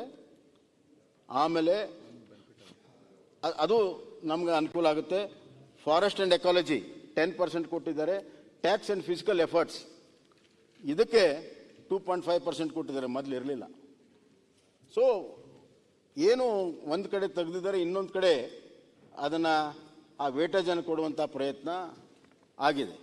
ಇವತ್ತು ನಾನು ಒಪ್ತೇನೆ, 15ನೇ ಹಣಕಾಸಿನಲ್ಲಿ ಏನು 4.7 ಇದ್ದಿದ್ದು 3.6 ಆಗಿದೆ, ಅದು ಜಾಸ್ತಿ ಆಗಬೇಕನ್ನುವಂಥದ್ದು ನಮ್ಮದು ಕೂಡ ವಾದ ಇದೆ. ಅದು ವಾದ ಮಾಡುವಂಥ ಸಂದರ್ಭದಲ್ಲಿ ಈ ಪ್ಯಾರಾಮೀಟರ್ಸ್ ಮೇಲೆ ನಾವು ವಾದ ಮಾಡಬೇಕಾಗ್ತದೆ. ನಾವು ಈ ಬಜೆಟಲ್ಲಿ ಏನು ಹೇಳಿದ್ದಾರೆ ಅಂದರೆ 14ನೇ ಹಣಕಾಸಿನ ಥರನೇ ಇದನ್ನು ಮಾಡಬೇಕಾಗಿತ್ತು ಅಂತ. ಒಂದು ಹಣಕಾಸಿನ ಅವಧಿ 5 ವರ್ಷ ಯಾಕೆ ಮಾಡಿದ್ದಾರೆ? ಬದಲಾದಂಥ ಪರಿಸ್ಥಿತಿಯಲ್ಲಿ ಇನ್ನೊಂದು ಹಣಕಾಸು ಅದನ್ನು ನೋಡಬೇಕು ಅಂತ. ಇಲ್ಲಿದ್ರೆ ಒಂದೇ ಹಣಕಾಸು ಮಾಡಿಬಿಡ್ತಿದ್ರು, ಪರ್ಮನೆಂಟ್ ಹಣಕಾಸಿನ ಮಾಡ್ತಿದ್ರು. ಒಂದು ಹಣಕಾಸು ಇನ್ನೊಂದು ಹಣಕಾಸು ವ್ಯತ್ಯಾಸ ಇದ್ದೇ ಇರ್ತದೆ. 13ನೇ ಹಣಕಾಸಿಗೆ 14ನೇ ಹಣಕಾಸಿಗೆ ವ್ಯತ್ಯಾಸ ಇದೆ, 14ರಿಂದ 15ಕ್ಕೆ ವ್ಯತ್ಯಾಸ ಇದೆ. ಒಂದೇ ಮಾನದಂಡ ಇರಬೇಕನ್ನುವಂಥದ್ದು ಯಾರೂ ಕೂಡ ವಾದವನ್ನು ಮಾಡುವಂಥದ್ದು ಸಮಂಜಸ ಅಲ್ಲ. ಅಂಥ ವಿತ್ತಂಡವಾದವನ್ನು ಇಲ್ಲಿ ತರುವಂಥ ಪ್ರಯತ್ನಗಳನ್ನು ಮಾಡ್ತಾರೆ. ಮಾನ್ಯ ಸಭಾಧ್ಯಕ್ಷರೇ, ಇವತ್ತು ನಾನು ಆಗಲೇ ಹೇಳಿದೆ, ಬೆಂಗಳೂರಿನ ಅವ್ರು ಹೇಳಿದ ಒಂದು ಪಾಯಿಂಟ್ ನಾನು ಒಪ್ತೇನೆ. ಬೆಂಗಳೂರಿನ ಆದಾಯ ಬರೀ ಬೆಂಗಳೂರಿನವರೇ ಅಷ್ಟೇ ಸೃಷ್ಟಿ ಮಾಡೋದಿಲ್ಲ, ಕರ್ನಾಟಕದವ್ರು ಎಲ್ಲರೂ ಕೂಡ ಇಲ್ಲಿ ಬರ್ತಾರೆ. ಇಲ್ಲಿ ಬಂದು ಕೇವಲ ಆದಾಯ ಹೆಚ್ಚು ಮಾಡೋದರಲ್ಲಿ ಒಂದು ಭಾಗ ಇದ್ದರೆ ಅತಿ ಹೆಚ್ಚು ಕನ್ಸಂಪ್ಷನ್ ಆಗುತ್ತೆ. ಬೆಂಗಳೂರಿಗೆ ಬಂದು ಖರೀದಿಗಳು ಮಾಡುವಂಥದ್ದು ಎಲ್ಲ ಕನ್ಸಂಪ್ಷನ್ ಆಗುತ್ತೆ. ಬೇರೆ ರಾಜ್ಯಗಳಿಂದ ಕೂಡ ಇಲ್ಲಿ ಬರ್ತಾರೆ, ಬೇರೆ ದೇಶದಿಂದ ಬರ್ತಾರೆ. ವಿದೇಶ ಬಂಡವಾಳ ಅತಿ ಹೆಚ್ಚು ಇರುವಂಥದ್ದು ಬೆಂಗಳೂರಲ್ಲಿ. ಹೀಗಾಗಿ ಇವತ್ತು ಅದನ್ನು ಹಂಚಿಕೆ ಮಾಡುವಂಥ ಸಂದರ್ಭದಲ್ಲಿ ನಮ್ಮ ರಾಜ್ಯದ ದೃಷ್ಟಿಕೋನ ನಾವು ಇಟ್ಕೊಂಡು ನಾವು ಮಾಡ್ತೀವಿ. ಅದೇ ಎಲ್ಲೆಲ್ಲಿ ಅವಶ್ಯಕತೆ ಇದೆ, ಎಲ್ಲಿ ಡೆವಲಪ್ಮೆಂಟ್ ಆಗಿಲ್ಲ, ಎಲ್ಲಿ ಬಡವರು ಇದ್ದಾರೆ ಅಲ್ಲಿ ಹೋಗಬೇಕಾಗತ್ತೆ. ಅದೇ ರೀತಿ ಇವತ್ತು 15ನೇ ಹಣಕಾಸು ಆಗಲಿ 14ನೇ ಹಣಕಾಸು ಆಗಲಿ ಅದರ ಡಿಸ್ಟ್ರಿಬ್ಯೂಷನನ್ನು ಮಾಡಿರ್ತಾರೆ. ಈಗ ಮುಖ್ಯಮಂತ್ರಿಗಳು ಹೇಳಿದರು 4 ಲಕ್ಷ ಆದಾಯ ಇಲ್ಲಿಂದ ಹೋಗ್ತದೆ ಅಂತ. ಡೈರೆಕ್ಟ್ ಆ್ಯಂಡ್ ಇಂಡೈರೆಕ್ಟ್ ಟ್ಯಾಕ್ಸಸ್ ಇದೆ. ಇಂಡೈರೆಕ್ಟ್ ಟ್ಯಾಕ್ಸಸ್ 2.3 2.35 ಎಷ್ಟೋ ಇದೆ. ಅದು ಡಿವಿಸಿಬಲ್ ಪೂಲ್ಗೆ ಹೋಗುತ್ತೆ, ಅದು ಹಂಚಿಕೆ ಆಗಬೇಕು. ಕೇಂದ್ರದ ಕೆಲವು ತೆರಿಗೆಗಳಿದೆ, ಹೆಂಗೆ ರಾಜ್ಯಗಳಿಗೆ ತೆರಿಗೆ ಇದೆಯೋ ಹಂಗೆ ಕೇಂದ್ರಗಳಿಗೆ ಸ್ವಂತ ತೆರಿಗೆ ಇದೆ. ಡೈರೆಕ್ಟ್ ಟ್ಯಾಕ್ಸಸ್, ಇನ್ಕಮ್ ಟ್ಯಾಕ್ಸ್ ಇರ್ಬೋದು, ಕಾರ್ಪೊರೇಟ್ ಟ್ಯಾಕ್ಸ್ ಇರ್ಬೋದು, ಪ್ರೊಫೆಷನಲ್ ಟ್ಯಾಕ್ಸ್ ಇರ್ಬೋದು, ಇವೆಲ್ಲ ಕೇಂದ್ರ ತೆರಿಗೆಗಳು. ಅದನ್ನು ಅವರು ಸೇರಿಸಿದ್ದಾರೆ. ಸರ್ಚಾರ್ಜ್ ಮತ್ತು ಸೆಸ್ಸನ್ನು ಸೇರಿಸಿದ್ದಾರೆ. ಆದ್ದರಿಂದ ಅದು 4 ಲಕ್ಷ ಆಗ್ತದೆ. ಸರ್ಚಾರ್ಜ್ ನಾವು ಕಟ್ಟಲ್ವಾ ಅಂತ. ಸರ್ಚಾರ್ಜ್ ಎಲ್ಲರೂ ಕಟ್ತಾರೆ. ದೇಶದ ಯಾರ್ಯಾರು ಆ ವಸ್ತುಗಳನ್ನು ಖರೀದಿ ಮಾಡ್ತಾರೆ ದೇಶದ ಎಲ್ಲ ಭಾಗದಲ್ಲೂ ಕೂಡ ಕಟ್ತಾರೆ. ಇವತ್ತು ದೇಶ ಅಂತಂದರೆ ಕೇವಲ ಕರ್ನಾಟಕವೇ ಒಂದು ದೇಶ ಅಲ್ಲ, ಎಲ್ಲ ರಾಜ್ಯಗಳು ಸೇರಿದಾಗ ದೇಶ ಆಗುತ್ತೆ. ಡಿಫೆನ್ಸ್ ಇದೆ, ರೈಲ್ವೆ ಇದೆ, ಅವ್ರದ್ದೇ ಆದಂಥ ಕಾರ್ಯಕ್ರಮಗಳಿದ್ದಾವೆ. ಅದಕ್ಕಾಗಿ ಡೈರೆಕ್ಟ್ ಟ್ಯಾಕ್ಸ್ಗಳನ್ನು ಉಪಯೋಗ ಮಾಡ್ಕೊಳ್ತಾರೆ ಅವರು. ನೀವು ಅದನ್ನು ಕೂಡ ನಮ್ಮ ಅಕೌಂಟಿಗೆ ಸೇರಿಸಿ ನಮ್ಮ ರಾಜ್ಯದಿಂದ ಹೋಗಿದೆ ಅಂತಂದರೆ, ಆಗಲೇ ಹೇಳಿದ್ರಲ್ಲ ಅಶೋಕ್ ಅವರು, ನಮ್ಮೂರಿಂದ ಹೋಗಿದೆ ನಮಗೆ ಕೊಡ್ರಿ ಅನ್ನುವಂಥ ಪರಿಸ್ಥಿತಿ ಬರ್ತಿದೆ. ಅದು ಹಂಗೆ ಆಗಲ್ಲ ಸರ್, ಕಾನ್ಸ್ಟಿಟ್ಯೂಷನ್ ಅದಕ್ಕೆ ಅವಕಾಶ ಇಲ್ಲ. ಮಾನ್ಯ ಸಭಾಧ್ಯಕ್ಷರೇ, ಇದಲ್ಲದೆ ಇವತ್ತು ನಾವು ಏನಾಗಿದೆ, ಬರೀ divisible pool, tax devolution, grant in aid ಅಷ್ಟೇ ಮಾತಾಡ್ತಾ ಇದ್ದೇವೆ. ಬೇರೆ ಬೇರೆ ಯೋಜನೆಗಳು, ಇನ್ಫ್ರಾಸ್ಟ್ರಕ್ಚರ್ ಇರ್ಬೋದು, ಜನರ ಬಳಕೆ ಮಾಡುವಂಥ ಯೋಜನೆಗಳು ಇರ್ಬೋದು, ಹಲವಾರು ಯೋಜನೆಗಳು ಕೇಂದ್ರ ಸರ್ಕಾರದಿಂದ ಬರ್ತವೆ. ತಾವೇ ಬಜೆಟಲ್ಲಿ, ತಮ್ಮ ಬಜೆಟ್ನಲ್ಲೇ ಹೇಳಿದಿರಿ. ಎಷ್ಟು ಕಡೆ ಹೇಳಿದಿರಿ? 20ಕ್ಕಿಂತ ಹೆಚ್ಚು ಕಡೆ ತಾವು ಹೇಳ್ತೀರಿ ಇದರಲ್ಲಿ ಕೇಂದ್ರ ಸರ್ಕಾರದ ಸಹಾಯ ಇದೆ, ಇದರ ಕೇಂದ್ರ ಸರ್ಕಾರ ಸಹಾಯ ಪಡಿತೀವಿ, ಇದು ಸೆಂಟ್ರಲ್ ಸ್ಪಾನ್ಸರ್ಡ್ ಸ್ಕೀಮು ಅನ್ನುವಂಥ ಮಾತನ್ನು ನೀವು ಪದೇ ಪದೇ ಹೇಳ್ತೀರಿ. ಈಗ ಉದಾಹರಣೆಗೆ ಅಮೃತ ಯೋಜನೆ ಅಂತಿದೆ, ಅರ್ಬನ್ ವಾಟರ್ ಸಪ್ಲೈಗೆ ಕೇಂದ್ರ ಸರ್ಕಾರ 50% ಕೊಡ್ತಿದೆ, ರಾಜ್ಯ ಸರ್ಕಾರ 50% ಕೊಡ್ತಿದೆ.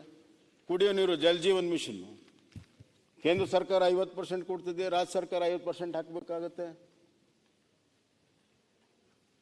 ಆಯುಷ್ಮಾನ್ ಭಾರತ್ 100% ಕೇಂದ್ರ ಸರ್ಕಾರ ಕೊಡುವಂಥದ್ದು ಹೆಲ್ತ್ ಸ್ಕೀಮು. ಸ್ವಚ್ಛ ಭಾರತ್, ಆಮೇಲೆ ಹೌಸಿಂಗ್ ಅಲ್ಲಿ ಪ್ರಧಾನಮಂತ್ರಿ ಆವಾಸ್ ಯೋಜನೆಯಲ್ಲಿ ಕೇಂದ್ರ ಹಾಕ್ತದೆ, ರಾಜ್ಯನೂ ಕೂಡ ಹಾಕ್ತದೆ. ಆಮೇಲೆ ಕಿಸಾನ್ ಸನ್ಮಾನ್ ಯೋಜನೆ ಕೇಂದ್ರ ಸರ್ಕಾರ ಇವತ್ತು 60 ಲಕ್ಷ ಜನ ರೈತರಿಗೆ 14,000 ಕೋಟಿ ರೂಪಾಯಿ ಇವತ್ತು ಕಳೆದ 5 ವರ್ಷದಲ್ಲಿ ಕೊಟ್ಟಿದ್ದಾರೆ ಕೇಂದ್ರ ಸರ್ಕಾರ. ನ್ಯಾಷನಲ್ ಹೈವೇಸ್ ಇದೆ, ಸ್ವತಂತ್ರ ಬಂದು 2013ವರೆಗೂ 6,500 ಕಿಲೋಮೀಟರ್ ನ್ಯಾಷನಲ್ ಹೈವೇ ಆಗಿತ್ತು. ಈ 10 ವರ್ಷದಲ್ಲಿ 13,000 ಕಿಲೋಮೀಟರ್ ನ್ಯಾಷನಲ್ ಹೈವೇ ಆಗಿದೆ. 10 ವರ್ಷದಲ್ಲಿ ನಾವೇ ಅನುಭವಿಸ್ತೇವೆ. ಅಧ್ಯಕ್ಷರೇ, ಒಂದ್ ನಿಮಿಷ, ನೀ ಆಮೇಲೆ ಮಾತಾಡಪ್ಪ. ಒಂದ್ಸರಿ ಗೋಪಾಲ್ ಕೃಷ್ಣ, ನ್ಯಾಷನಲ್ ಹೈವೇ ಬಗ್ಗೆ ಸರ್, ಆಮೇಲೆ ಮಾತಾಡು. ನಾನು ಹೇಳಿದಾಗ ಯಾಕೆ? 18 ವರ್ಷ ಆಯ್ತು. ತುಮಕೂರು ರಸ್ತೆ 18 ವರ್ಷ ಆಯ್ತು. ಮಂಗಳೂರು ರಸ್ತೆ 18 ವರ್ಷ ಆಯ್ತು. ನೋಡಿ, ಮುಗ್ದಿಲ್ಲ. ಮಾನ್ಯ ಸಭಾ ಅಂದ್ರೆ ನ್ಯಾಷನಲ್ ಹೈವೇ ಒಟ್ಟು ರಿಪೋರ್ಟ್ ಕೊಡ್ತಾ ಇದ್ದಾರೆ, ಅದಕ್ಕೆ ಕೇಳ್ತಾ ಇದ್ದೀನಿ ಸರ್. ನಮ್ಗೆ ಅನುಭವ ಇದೆ. ಅಲ್ಲ ಸರ್, ಮುಗ್ದಿಲ್ಲ ನಮ್ಮ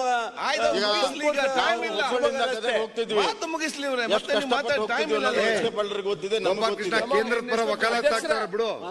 ಮಂಗಳೂರು ನ್ಯಾಷನಲ್ NHA ಎಷ್ಟು ವರ್ಷದಿಂದ ಹಾಗೆ ಬಿದ್ದಿದೆ ಅಧ್ಯಕ್ಷರೇ? ಈಗ ಇನ್ನ 2 ಅವರ್ ಬೇಕು ಸರ್. ತುಂಬಾ ಮತ್ತೆ ಹಿಂಗೆಲ್ಲ ಮಾಡಿದ್ರಿ ಇನ್ನೇನು? ಏನ್ ಸ್ವಲ್ಪ 2 ನಿಮಿಷ ಅಲ್ಲ. ಅಲ್ಲ, 1 ನಿಮಿಷ ಸರ್, 1 ನಿಮಿಷ. ಅಲ್ಲ, ಈಗ ನ್ಯಾಷನಲ್ ಹೈವೇ ನಾವು ಗದಗ ಹೋಗ್ತಿದ್ವಿ, ಎಷ್ಟು ಕಷ್ಟಪಟ್ಟು ಹೋಗ್ತಿದ್ವಿ. ನಾವು ಹೋಗುವಾಗ 1 ತಾಸು 1.5 ತಾಸು ಬೇಕಾಗಿತ್ತು. ಈಗ 30-35 ನಿಮಿಷದಲ್ಲಿ ಗದಗ ಮುಟ್ತೀವಿ. ಆಗದ ಮಂಗಳೂರು ಮತ್ತೆ ಆಗದ ವಿಚಾರ ಹೇಳಿದ್ದಾರೆ ಅಷ್ಟೇ ಅವರು. ಅದು ಒಪ್ಪಿದ್ದಾರೆ.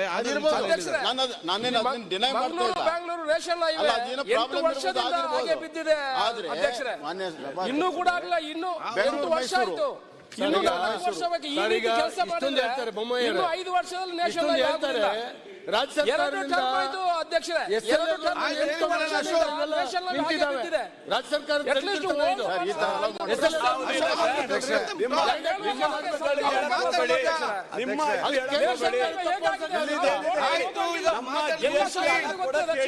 ಎಲ್ಲ ಶಾಸಕರಿಗೆ ಗೊತ್ತಿದೆ ಪರಿಸ್ಥಿತಿ ಮಾತಾಡಿ ಮುಗಿಸಿ.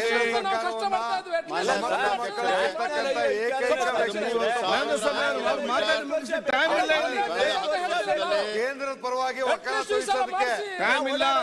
ಸ್ವಲ್ಪ ಶಕ್ತಿ ಇದ್ರೆ ಅದು ಬಸವರಾಜ ಬೊಮ್ಮಾಯಿ ಅವರು ನಮ್ಮ ಕಾಲಕ್ಕೆ ಅವರು 13,000 ಒಳ್ಳೆ advocacy ಮಾಡ್ತಾ ಇದ್ದಾರೆ ಅಷ್ಟೇ. 10 ವರ್ಷದಲ್ಲಿ ರಾಜ್ಯದಲ್ಲಿ ನ್ಯಾಷನಲ್ ಹೈವೇ ಆಗಿದೆ.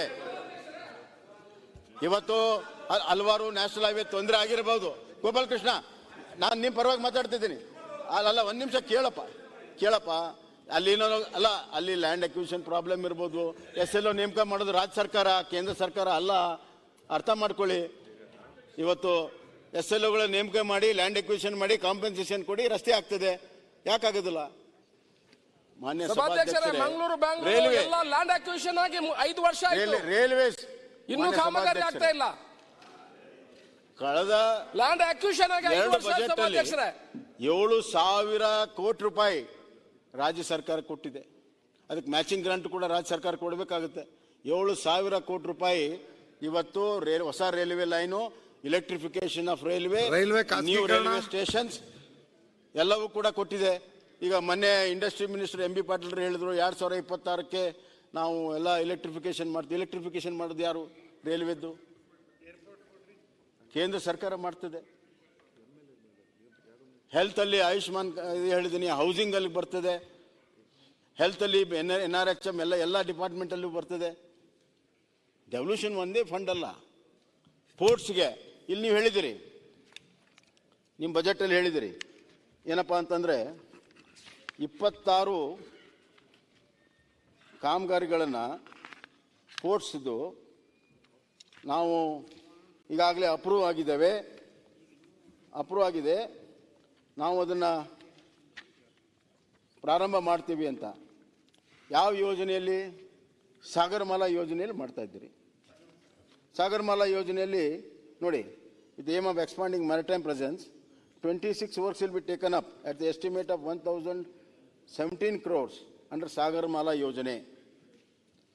ಇದರಲ್ಲಿ 50% ಕೇಂದ್ರ ಸರ್ಕಾರ ಕೊಡ್ತಾರೆ, 50% ಕೊಡ್ತಾರೆ, 50% ರಾಜ್ಯ ಸರ್ಕಾರ ಹಾಕಬೇಕು. ಸೊ 1,000 ಕೋಟಿಯಲ್ಲಿ 500 ಕೋಟಿ ಕೇಂದ್ರ, 500 ಕೋಟಿ ರಾಜ್ಯ ಸರ್ಕಾರ ಹಾಕಬೇಕು. ಸಾಗರಮಾಲಾ ಯೋಜನೆ ಯಾರ್ದಿದು? ನರೇಂದ್ರ ಮೋದಿ ಅವರು ಬಂದ ಕೇಂದ್ರ ರಾಜ್ಯ ಸಹಭಾಗಿತ್ವ ಇದು ಹೊಸಲ್ಲ, ಇದು ಹಳೆದು. ಮೊದಲಿಂದ ರೂಢಿ ಆಗಿರ್ತಕ್ಕಂಥದ್ದು. ಒಂದ್ ನಿಮಿಷ ಕೇಳಪ್ಪ. ನೀವು ವಕಾಲತ್ ಹಾಕ್ಬೇಕಾದ್ರೆ ಹೊಸದಾಗಿ ಏನೋ ಮಾಡಿದೀವಿ ಅನ್ನೋ ತರ ಹೇಳ್ಬಾರ್ದು. ತಾವು ನಿಮ್ದೆಲ್ಲ ಕೇಳಿದೀವಿ. ಕೇಂದ್ರ ಸರ್ಕಾರ ಯೋಜನೆಗಳಿಗೆ ಸಮನ್ವಯ ಕೊಡಬೇಕು. ಈಗ ಯಾರು ಕೂಡ ಡಿಸ್ಟರ್ಬ್ ಮಾಡಬೇಡಿ. ಆದಷ್ಟು ಬೇಗ ಮಾತಾಡಿ ಮುಗಿಸಿದ್ರೆ ಬೇರೆಯವ್ರಿಗೆ ಕೂಡ ಮಾತಾಡ್ಲಿಕ್ಕೆ ಅವಕಾಶ ಸಿಗ್ತದೆ. ನಾಳೆ ಮಧ್ಯಾಹ್ನ ಅಂತ ನೀವು ಎಷ್ಟೇ ಆಲೋಚನೆ ಮತ್ತೆ ನಿಮಗೆ ಮಾತಾಡ್ಲಿಕ್ಕೆ ಯಾರು ಕೂಡ ಚಾನ್ಸ್ ಸಿಕ್ಕುದಿಲ್ಲ. ಆದಷ್ಟು ಬೇಗ 10 minutes 12 ವರ್ಕ್ಸ್ ಇನ್ನ ಈಗ ಸ್ಯಾಂಕ್ಷನ್ಗೆ ಹೋಗಿದ್ದಾವೆ.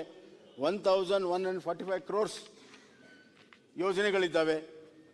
ಸೊ ಇದು ಕೇಂದ್ರ ಸರ್ಕಾರ ಇದರಲ್ಲಿ 50% ಪಾಲು ಕೊಡ್ತದೆ. ಎಲ್ಲ ಅಭಿವೃದ್ಧಿಯಲ್ಲಿ, ಇನ್ಫ್ರಾಸ್ಟ್ರಕ್ಚರ್ ಅಲ್ಲಿ, ಹ್ಯೂಮನ್ ಡೆವಲಪ್ಮೆಂಟ್ ಅಲ್ಲಿ ಕೇಂದ್ರ ಸರ್ಕಾರಗಳ ಯೋಜನೆಗಳು ಬರ್ತವೆ. ಈಗ ಸ್ಮಾರ್ಟ್ ಸಿಟಿಯಲ್ಲಿ ಒಟ್ಟು 7,000 ಕೋಟಿ ಖರ್ಚಾಗಿದೆ. ಅದರಲ್ಲಿ 50% ಕೇಂದ್ರ ಸರ್ಕಾರ ಇದೆ. ಸ್ಮಾರ್ಟ್ ಸಿಟಿ ಯೋಜನೆ ಬಂದಿದ್ದರಿಂದಲೂ ಕೂಡ ರಾಜ್ಯ ಸರ್ಕಾರವು ಕೂಡ ಅರ್ಬನ್ ಡೆವಲಪ್ಮೆಂಟ್ಗೆ ಲಕ್ಷ್ಯ ಕೊಡುವಂಥ ಅವಶ್ಯಕತೆ ಬಂತು. ಆಗಲೇ ಹೇಳಿದೆ, ಅಮೃತ್ ಯೋಜನೆ ಅಂತ ಹೇಳಿದೆ, ಕುಡಿಯುವ ನೀರಿಂದು 7,000 ಕೋಟಿ ರೂಪಾಯಿ ಯೋಜನೆ ಇದೆ. ಅಮೃತ್ 1 and ಅಮೃತ್ 2 ಇದು ಕೇಂದ್ರ ಸರ್ಕಾರನ ಸ್ಪಾನ್ಸರ್ಡ್ ಇದೆ. ಆದ್ರಿಂದ ಒಟ್ಟಾರೆ ಕೇಂದ್ರದಿಂದ ಬರುವಂತಹ ಎಲ್ಲ ಬಾಬತ್ನಲ್ಲಿರುವಂತಹ ಹಣವನ್ನು ನೋಡಿದಾಗ ನಿಮ್ಗೆ ಅರ್ಥ ಆಗ್ತದೆ ಎಷ್ಟು ಬಂದಿದೆ ಅನ್ನುವಂಥದ್ದು. ಅದರ ಜೊತೆಗೆ ನಮ್ಮ ರಾಜ್ಯ ಸರ್ಕಾರ ಹೆಂಗೆ ತಮ್ಮ ಆದಾಯವನ್ನು ಹೆಚ್ಚಿಗೆ ಮಾಡ್ಕೋಬೇಕು, ಹೆಂಗೆ ಅದನ್ನು ಬಳಕೆ ಮಾಡಬೇಕು ಅನ್ನುವಂಥದ್ದು. ಗ್ಯಾರಂಟಿಗಳು ನಾನು ಹೇಳ್ತೀನಿ ಮಾನ್ಯ ಸಭಾಧ್ಯಕ್ಷರೇ, ಗ್ಯಾರಂಟಿಗಳು ಮಾಡಿ, ನಾವು ಅದಕ್ಕೆ ಇಲ್ಲ ಅನ್ನೋದಲ್ಲ. ಆದರೆ ಅದಕ್ಕೆ ತಯಾರಿ ಮಾಡ್ಕೋಬೇಕಲ್ಲ. ಯಾವುದೇ ರೀತಿಯ ಪೂರ್ವಭಾವಿ ತಯಾರಿಲ್ಲದೆ 54,000 ಕೋಟಿ ರೂಪಾಯಿ ಒಂದೇ ವರ್ಷದಲ್ಲಿ ನೀವು ಖರ್ಚು ಮಾಡ್ತೀರಿ. ಆ ಖರ್ಚು ಮಾಡುವಂಥ ಅದರ ಪರಿಣಾಮ ಇವತ್ತು ತಮಗೆ ಗೊತ್ತಿದೆ. ಯಾವುದಾದ್ರೂ ಒಂದು ರಸ್ತೆ ಆಗಬೇಕಾದ್ರೆ 1 ವರ್ಷ ತಡ ಆದರೆ ಅದ್ರ ಕಾಸ್ಟ್ ಎಷ್ಟು ಹೆಚ್ಚಾಗುತ್ತೆ ಅಂತ ನಮ್ಗೆ ಗೊತ್ತಿದೆ. ಬ್ರಿಡ್ಜ್ಗಳು ನಿಂತು ಹೋದರೆ ಎಷ್ಟು ಕಾಸ್ಟ್ ಹೆಚ್ಚಾಗುತ್ತೆ ನಿಮ್ಗೆ ಗೊತ್ತಿದೆ. 2-3 ವರ್ಷ ನಿಮ್ಮ ಅಭಿವೃದ್ಧಿ ಆಗದೇ ಇದ್ದರೆ ರಾಜ್ಯವನ್ನು 10 ವರ್ಷ ಹಿಂದೆ ಹೋಗ್ತದೆ ಅಭಿವೃದ್ಧಿಯಲ್ಲಿ. ಇದನ್ನು ಕೂಡ ನಾವು ನೋಡ್ಬೇಕಲ್ಲ. ಇವತ್ತು ನೀವು ವಿಶೇಷವಾಗಿ ಈ ಗ್ಯಾರಂಟಿಗಳಿಗೆ ನಿಮ್ಮ ಆದಾಯವನ್ನು ಹೆಚ್ಚು ಮಾಡೋದಕ್ಕೆ ಏನು ನೀವು ಪ್ರಯತ್ನಗಳು ಮಾಡಲ್ಲ. ಟ್ಯಾಕ್ಸ್ ಹೆಚ್ಚಿಗೆ ಮಾಡಿದ್ರಿ ಅಲ್ಲ, ಆಗ್ಲಿ, ಯಾರು ಬೇಡ ಅಂತಾರೆ, ಟ್ಯಾಕ್ಸ್ ಹೆಚ್ಚಾಗ್ಬೇಕಲ್ಲ. ಆಗತ್ತೆ. ನೀವು ಗೋಪಾಲಕೃಷ್ಣ ಗೊತ್ತಿದೆ, 2,000 ರೂಪಾಯಿ ಯಜಮಾನಿಗೆ ಕೊಟ್ಟು ಸರ್ ಇಲ್ಲಿ ಸರಾಗ ಮಾಡಿದ್ರೆ ಯಜಮಾನ್ ತಗೊಂಡು ಹೋಗ್ತಾನೆ ಅದನ್ನ. ಸರ್ ಒಂದ್ ಕೈಯಲ್ಲಿ ಕೊಡೋದು, ಒಂದ್ ಕೈಯಲ್ಲಿ ಸರ್ ಸಹಜವಾಗಿ ಕಿತ್ಕೊಳ್ಳೋದು, ಮತ್ತೆ ನಿಮ್ ಸರ್ಕಾರಕ್ಕೆ ಬರ್ತದೆ ಅದು.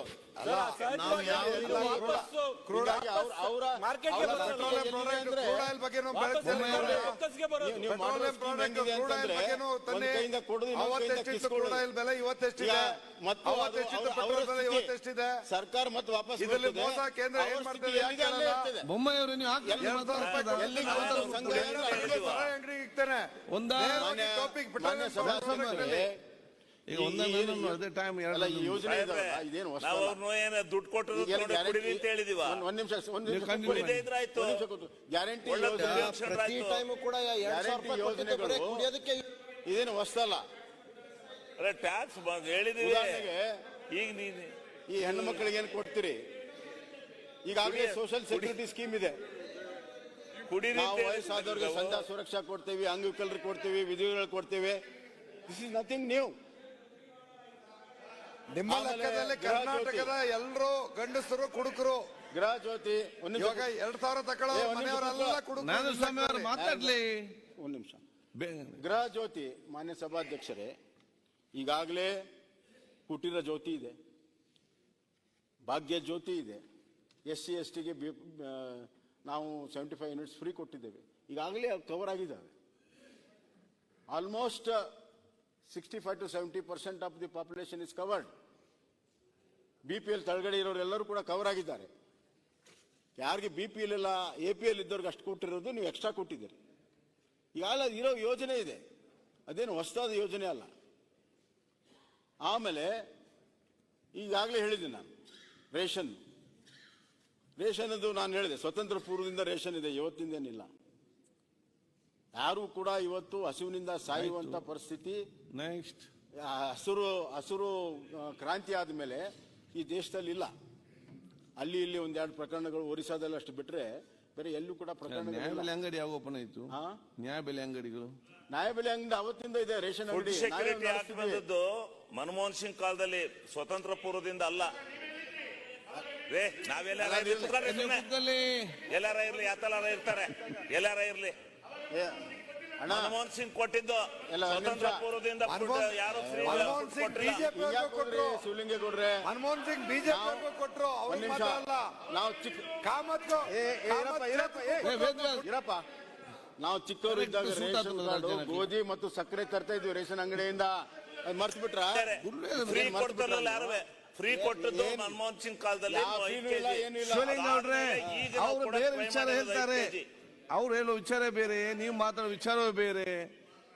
ಕೇಳುವಾಗ ಅಧ್ಯಕ್ಷ, ಮಾನ್ಯ ಸಭಾಧ್ಯಕ್ಷರೇ, ಬೇಕಾದ್ರೆ ಮಾತ್ರ ಹೇಳಿ, ಸುಳ್ಳಿನಲ್ಲಿ ಮರೆ ಮಾತಾಡ್ ಬೇಡ. ಯಾಕಂದ್ರೆ ಹಿರಿಯರು ಮಾತಾಡಿ, ಬಡವರಿಗೆ ಸಹಾಯ ಮಾಡೋದು. ನೀವು ಸುಳ್ಳು ಲೆಕ್ಕದಲ್ಲಿ ಬಡವರಿಗೆ ಸಹಾಯ ಮಾತು ಮುಗಿಸ್ಲಿ.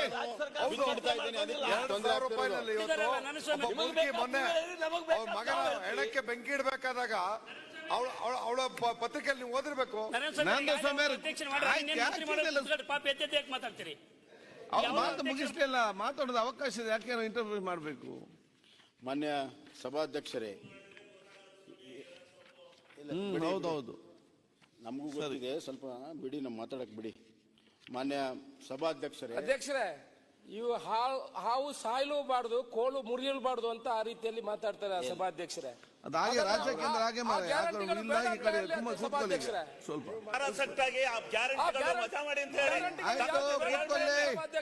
ಸುಮ್ನೆ ಸುತ್ತಿ ಬಳಸಿ ಹಿಂದೆ ಮುಂದೆ ಬರ್ತೀರಾ? ತಾಕತ್ತಿದ್ರೆ ಹೇಳ್ಬಿಡಿ, ನಮಗೆ ಬೇಡ ಅದನ್ನ ಬೇಡ ಅಂತ ಹೇಳಿ. ಮಾನ್ಯ ಸಭಾಧ್ಯಕ್ಷರೇ, ನಿಮಗೆ ಬಡ್ಡಿ ಸೋಸ್ಲಾಕ ನಿಮ್ಮ ಯುದ್ಧ ಮಾಡಬೇಡಿ ಇಲ್ಲಿ, ಈಗ ನೀವು ಕೂತ್ಕೊಳ್ಳಿ ಸ್ವಲ್ಪ.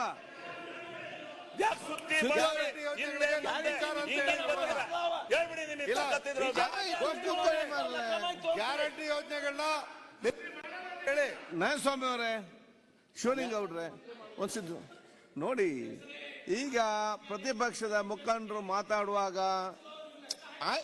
ಆಯ್ತು ಕೂತ್ಕೊಳ್ಳಿ, ಆಯ್ತು. ಮಾನ್ಯ ಸಭಾಧ್ಯಕ್ಷರೇ, ಶಿವಲಿಂಗೇಗೌಡರು ಮಾತಾಡಕ್ಕೆ ಯಾರು ಕೂಡ ಡಿಸ್ಟರ್ಬ್ ಮಾಡಬೇಡಿ, ಅವ್ರ ವಿಚಾರ ಹೇಳ್ತಾರೆ. ಮಾನ್ಯ ಸಭಾಧ್ಯಕ್ಷರೇ, ಸ್ವಲ್ಪ ಸುಮ್ಮನಿರಪ್ಪ, ಸ್ವಲ್ಪ ಸುಮ್ಮನಿರು, ನಿಮ್ಮಿಂದನೂ ಡಿಸ್ಟರ್ಬ್ ಆಗುತ್ತೆ. ಮಾನ್ಯ ಸಭಾಧ್ಯಕ್ಷರೇ, ಇದರಲ್ಲಿ NDRF ಬಗ್ಗೆನೂ ಕೂಡ ಮಾತನಾಡಿದ್ದಾರೆ. ಇವತ್ತು NDRF ಮೊದಲೆಲ್ಲ 1 ಎಕರೆಗೆ 2,000 ರೂಪಾಯಿ, ಮನೆ ಬಿದ್ದರೆ 2,000 ರೂಪಾಯಿ, ಅದೆಲ್ಲ ಎನ್ಹಾನ್ಸ್ ಮಾಡಿದ್ದು ನರೇಂದ್ರ ಮೋದಿ ಅವ್ರ ಕಾಲದಲ್ಲಿ. 6,000 ರೂಪಾಯಿಗೆ ಒಣ ಬೇಸಾಯ, 13,000 ರೂಪಾಯಿಗೆ ನೀರಾವರಿ, 28,000 ರೂಪಾಯಿ ತೋಟಪಟ್ಟಿಗೆ ಹೆಚ್ಚಿಗೆ ಮಾಡಿದ್ದು ನಮ್ಮ ಕಾಲದಲ್ಲಿ. ಅದಿರಲಿ, ಮಾನ್ಯ ಸಭಾಧ್ಯಕ್ಷರೇ, ಮೆಮೊರಂಡಮ್ 18,000 ಕೊಟ್ಟಿದ್ದಾರೆ, ನಾವೇನು ಕೊಟ್ಟಿಲ್ಲ ಅನ್ನುವಂಥದ್ದು, ಮತ್ತು ಒಟ್ಟಾರೆ ಇಷ್ಟು ಮೆಮೊರಂಡಮ್ ಕೊಟ್ಟು ಯಾವ ಸರ್ಕಾರ ನಾವೇನು ಮೆಮೊರಂಡಮ್ ಕೊಡ್ತೀವಿ ಪೂರ್ಣ ಪ್ರಮಾಣದಲ್ಲಿ ಯಾರಾದರೂ ಕೊಡ್ತಾರೆ, ಅದರದೇ ಆದ ನಾಮ್ಸಲ್ಲೇ ಕೊಡೋದು ಯಾವಾಗಲೂ. ಯಾವುದೇ UPA ಇರ್ಬೋದು, NDA ಇರ್ಬೋದು, ಯಾವ ಸರ್ಕಾರ ಕೂಡ ಅದೇ ಕೊಡುವಂಥದ್ದು. ನಾವು 18,000 ಕೊಟ್ಟಿದ್ದೀವಿ, 18,000 ಕೊಟ್ಟಿದ್ದೇವೆ ನಿಜ. ನಾಮ್ಸಲ್ಲಿ ಏನು ಬರುತ್ತೆ ಅದು ಕೊಡ್ತಾರೆ. ಅಲ್ಲ, ಒಂದೇ ನಿಮಿಷ ನೋಡಿ ಸ್ವಾಮಿ, ಮನಮೋಹನ್ ಸಿಂಗ್ ಇದ್ದಾಗಲೂ 9 ತಿಂಗಳಿಗೆ ಕೊಟ್ಟಿದ್ದು ಬರಗಾಲದ. ನಮ್ಮ ಕಾಲದಲ್ಲಿ ಕೂಡ ಇಮಿಡಿಯೇಟ್ಲಿ ಕೊಡಲಿಲ್ಲ, ನಮ್ಮದೇ ಅಲ್ಲಿ ಇದ್ದಿದ್ರು ಕೂಡ ಪ್ರವಾಹ ಬಂದಾಗ ಕೊಡಲಿಲ್ಲ. ಆದರೆ ನಾವು ನಿಮ್ಮಂಗೆ ಕೈ ಕಟ್ಕೊಂಡು ಸುಮ್ಮನೆ ಕುಂದಿರಲಿಲ್ಲ. ಮನೆ ಬಿದ್ದಿದ್ದನ್ನು 5 ಲಕ್ಷ ರೂಪಾಯಿವರೆಗೂ ಕೊಟ್ವಿ ಯಡಿಯೂರಪ್ಪರ ಕಾಲದಲ್ಲಿ. ಮತ್ತೆ ಒಣ ಬೇಸಾಯ 6,300 ಕೇಂದ್ರ ಸರ್ಕಾರ ಕೊಟ್ಟರೆ ನಾವು 13,000 1 ಹೆಕ್ಟರ್ಗೆ ನಾನು ಕೊಟ್ಟಿದ್ದೀವಿ. 13,000 ಇದು ಇದ್ರೆ 25,000 ನೀರಾವರಿಗೆ ನಾವು ರಾಜ್ಯ ಸರ್ಕಾರದಿಂದ ಕೊಟ್ಟಿದ್ದೇವೆ. ಇದು ನಮ್ಮ ಬದ್ಧತೆ, ರೈತರ ಪರವಾಗಿ ಗ್ರಾಮೀಣ ಬದುಕನ್ನು ಬದುಕಿಸುವ ಸಲುವಾಗಿ ನಮ್ಮ ಬದ್ಧತೆ. ನೀವು ಮಾಡ್ಬೋದಾಗಿತ್ತು, ನೀವು 13,000 ಬೇಡ 6,500 ನೀವು ಕೊಟ್ಟು ಆಮೇಲೆ ತಗೋಬೋದಾಗಿತ್ತು. ಆದ್ರೆ ಮಾಡೋಕ್ಕಾಗಲ್ಲ ನಿಮಗೆ. ಏನು 2,000 ಕೊಡ್ತೀರಿ, ಅದರಲ್ಲಿ ಈಗಾಗಲೇ 2 ಕಂತು ಬಂದಿದೆ 680 ಕೋಟಿ ರೂಪಾಯಿ. ಅದನ್ನೇ ಈಗ ನೀವು ರೈತರಿಗೆ 2,000 ಕೊಟ್ಟಾಯ್ತದ್ದು. ಅದರಲ್ಲಿ 75% ಕೇಂದ್ರ ಸರ್ಕಾರ, 25% ರಾಜ್ಯ ಸರ್ಕಾರ. ನಿಮ್ಮ ಬದ್ಧತೆ ಏನಿದೆ? ಒಂದು ಕಡೆ ಕಿಸಾನ್ ಸನ್ಮಾನ್ ಯೋಜನೆಯ 4,000 ರೂಪಾಯಿನೂ ಕೂಡ ನಿಲ್ಲಿಸಿದ್ರಿ. ಅದಕ್ಕಿಂತ ಹೆಚ್ಚಾಗಿ ಮಾನ್ಯ ಸಭಾಧ್ಯಕ್ಷರೇ, ಈಗ ನಾನು ರೈತ ವಿದ್ಯಾನಿಧಿ, ಮೀನುಗಾರರಿಗೆ, ನೇಕಾರರಿಗೆ, ಎಲ್ಲ ಕಸಬುಗಳಿಗೆ ನಾವೇನು ಮಾಡಿದ್ವಿ,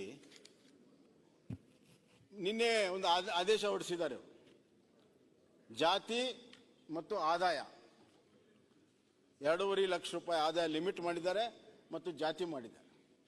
ರೈತನಿಗೂ ಜಾತಿ ತರ್ತಾ ಇದ್ದೀರಿ, ನೇಕಾರರಿಗೆ ಜಾತಿ ತರ್ತಾ ಇದ್ದೀರಿ, ದುಡಿಯೋ ವರ್ಗಕ್ಕೆ ಜಾತಿ ತರ್ತಾ ಇದ್ದೀರಿ, ಎಲ್ಲ ಕಸಬುದಾರರಿಗೆ ಜಾತಿ ತರ್ತಾ ಇದ್ದೀರಿ. ಜಾತಿ ಮತ್ತು ಆದಾಯ, ಅವೆಲ್ಲ ಆದಾಯ ಕಮ್ಮಿ ಇರೋದ್ರಿಂದ ನಾವು ಕೊಡ್ತಾ ಇರುವಂಥದ್ದು. ಹೀಗೆ ಒಕ್ಕಲ್ತನ ಎಷ್ಟು ಕಷ್ಟ ಇದೆ ಅನ್ನೋದು ಗೊತ್ತಿದ್ದು ನಾವು ಮಾಡಿರುವಂಥದ್ದು. ಅವ್ರ ಮಕ್ಕಳು ಕೂಡ ಇವತ್ತು ಕಲಿಬೇಕು, ಮುಂದೆ ಬರಬೇಕು ಅನ್ನುವಂಥ ದೃಷ್ಟಿಯಿಂದ ಮಾಡಿರುವಂಥ ಯೋಜನೆಗೆ ಇಲ್ಲ ಅನ್ನಕ್ಕಾಗ್ದೇನೆ ಈ ತರ ಕತ್ರಿ ಹಾಕ್ತಾ ಇದೆ. ಗೊಬ್ಬರದ ಬೆಲೆ ಎಷ್ಟಾಯ್ತು? ಇಲ್ಲ ಅನ್ನಕ್ಕಾಗ್ದೇನೆ ಇವತ್ತು ಕತ್ರಿ ಹಾಕುವಂತ ಕೆಲಸ ರಾಜ್ಯ ಸರ್ಕಾರ ಮಾಡ್ತಾ ಇದೆ. ಇದು ನಿಮ್ಮ ಪ್ರಗತಿಪರವಾದಂಥ ಚಿಂತನೆನಾ, ರೈತರ ಬಗ್ಗೆ ಇರುವಂಥ ಚಿಂತನೆನಾ, ಬಡವರ ಬಗ್ಗೆ ಇರುವಂಥ ಚಿಂತನೆನಾ? ನಾನು ಕೇಳ್ತೀನಿ, ಇದರ ಅವಶ್ಯಕತೆ ಏನಿದೆ?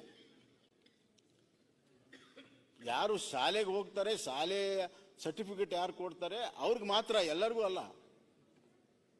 ಯಾರು ಕಾಲೇಜಿಗೆ ಹೋಗ್ತಾರೆ ಅವ್ರಿಗೆ ಇದರ ಅವಶ್ಯಕತೆ ಇರುವಂಥದ್ದು. ಸುಮಾರು 11 ಲಕ್ಷ ಜನ ವಿದ್ಯಾರ್ಥಿಗಳಿಗೆ ಲಾಭ ಆಗ್ತದೆ, ರೈತರ ಮಕ್ಕಳಿಗೆ ಲಾಭ ಆಗ್ತದೆ. ರೈತರ ಪರಿಸ್ಥಿತಿ ಸಂಕಷ್ಟದಲ್ಲಿದೆ. ಅವನ ಮಕ್ಕಳಿಗೆ ವಿದ್ಯಾಭ್ಯಾಸ ಮಾಡ್ದೇನೆ ಸಾಕಷ್ಟು ಮಕ್ಕಳು ಇವತ್ತು ವಿದ್ಯಾ ಬಿಟ್ಟು ಹಳ್ಳಿಗಳಲ್ಲಿ ಓಡಾಡ್ತಾ ಇದ್ದಾರೆ. 2,000 ರೂಪಾಯಿ ರೈತರ ಮಕ್ಕಳಿಗೆ ಸಹಾಯ ಆಗೋದಿಲ್ವಾ? ಒಂದೇ ನಿಮಿಷ ರೀ, ನಾ ಮಾತಾಡ್ತೇನೆ, ಆಮೇಲೆ ನೀವೇನಾರು ಮಾತಾಡಿ. ಸರ್ ತಪ್ಪಾಗಿ ನೀನ್ ಆಗ್ಲೇ ಹೇಳ್ಬೇಡಪ್ಪ. ನೀವು ಮುಖ್ಯಮಂತ್ರಿಗಳಾಗಿ ನಿಲ್ತು, ನಿಮ್ ಕಾಲದಲ್ಲೂ ನಿಂತಿದೆ. ಗಳಿಗೆ ಕೇಂದ್ರದ ಸ್ಕಾಲರ್ಶಿಪ್ ಯಾಕೆ ನಿಲ್ಲಿಸಿದ್ರು ಮಾಡಿ? ನಿಮ್ ಕಾಲದಲ್ಲೂ ಆಗಿರೋದು. ಮಾನ್ಯ ಸಭಾಧ್ಯಕ್ಷರೇ, ವಿದ್ಯಾಶ್ರೀ ನಿಲ್ಲಿಸಿದ್ರಲ್ಲ. ಇವತ್ತು ಈ ಒಂದು ಬಜೆಟ್ ತಮ್ಮ ರಾಜ್ಯ ಸರ್ಕಾರದ ವೈಫಲ್ಯ, ನಾನು ಆಗ್ಲೇ ಹೇಳಿದೆ ಹೆಂಗೆ ಆದಾಯ ತರೋದ್ರಲ್ಲಿ ವೈಫಲ್ಯ ಆಗಿದೆ, ಹೆಂಗೆ ಹಣಕಾಸಿನ ನಿರ್ವಹಣೆಯಲ್ಲಿ ವೈಫಲ್ಯ ಆಗಿದೆ, ಹೆಂಗೆ 103% ಕಮಿಟೆಡ್ ಎಕ್ಸ್ಪೆಂಡಿಚರ್ ಮಾಡಿ ಅಭಿವೃದ್ಧಿ ಶೂನ್ಯವಾಗಿರುವಂಥ ಬಜೆಟ್ ಕಳೆದ ಒಂದು ವರ್ಷದಿಂದ ಹೆಂಗಾಗಿದೆ.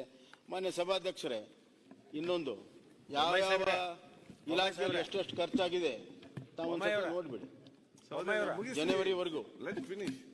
ಅದು ಮತ್ತೆ ಮುಗಿಯುವುದಿಲ್ಲ, ಎಲ್ಲರೂ ಮಾತಾಡ್ಬೇಕಲ್ಲ. ನೀವು ಉತ್ತರ ಬೇಡ, ಅಲ್ಲ ಮುಗಿಸ್ತಾ ಇದ್ದೇನೆ. ಎಲ್ಲರೂ ಮತ್ತೆ ಈಲ್ಡ್ ಹಾಕಿನಂದ್ರೆ ಮಾತಾಡ್ತೀನಿ.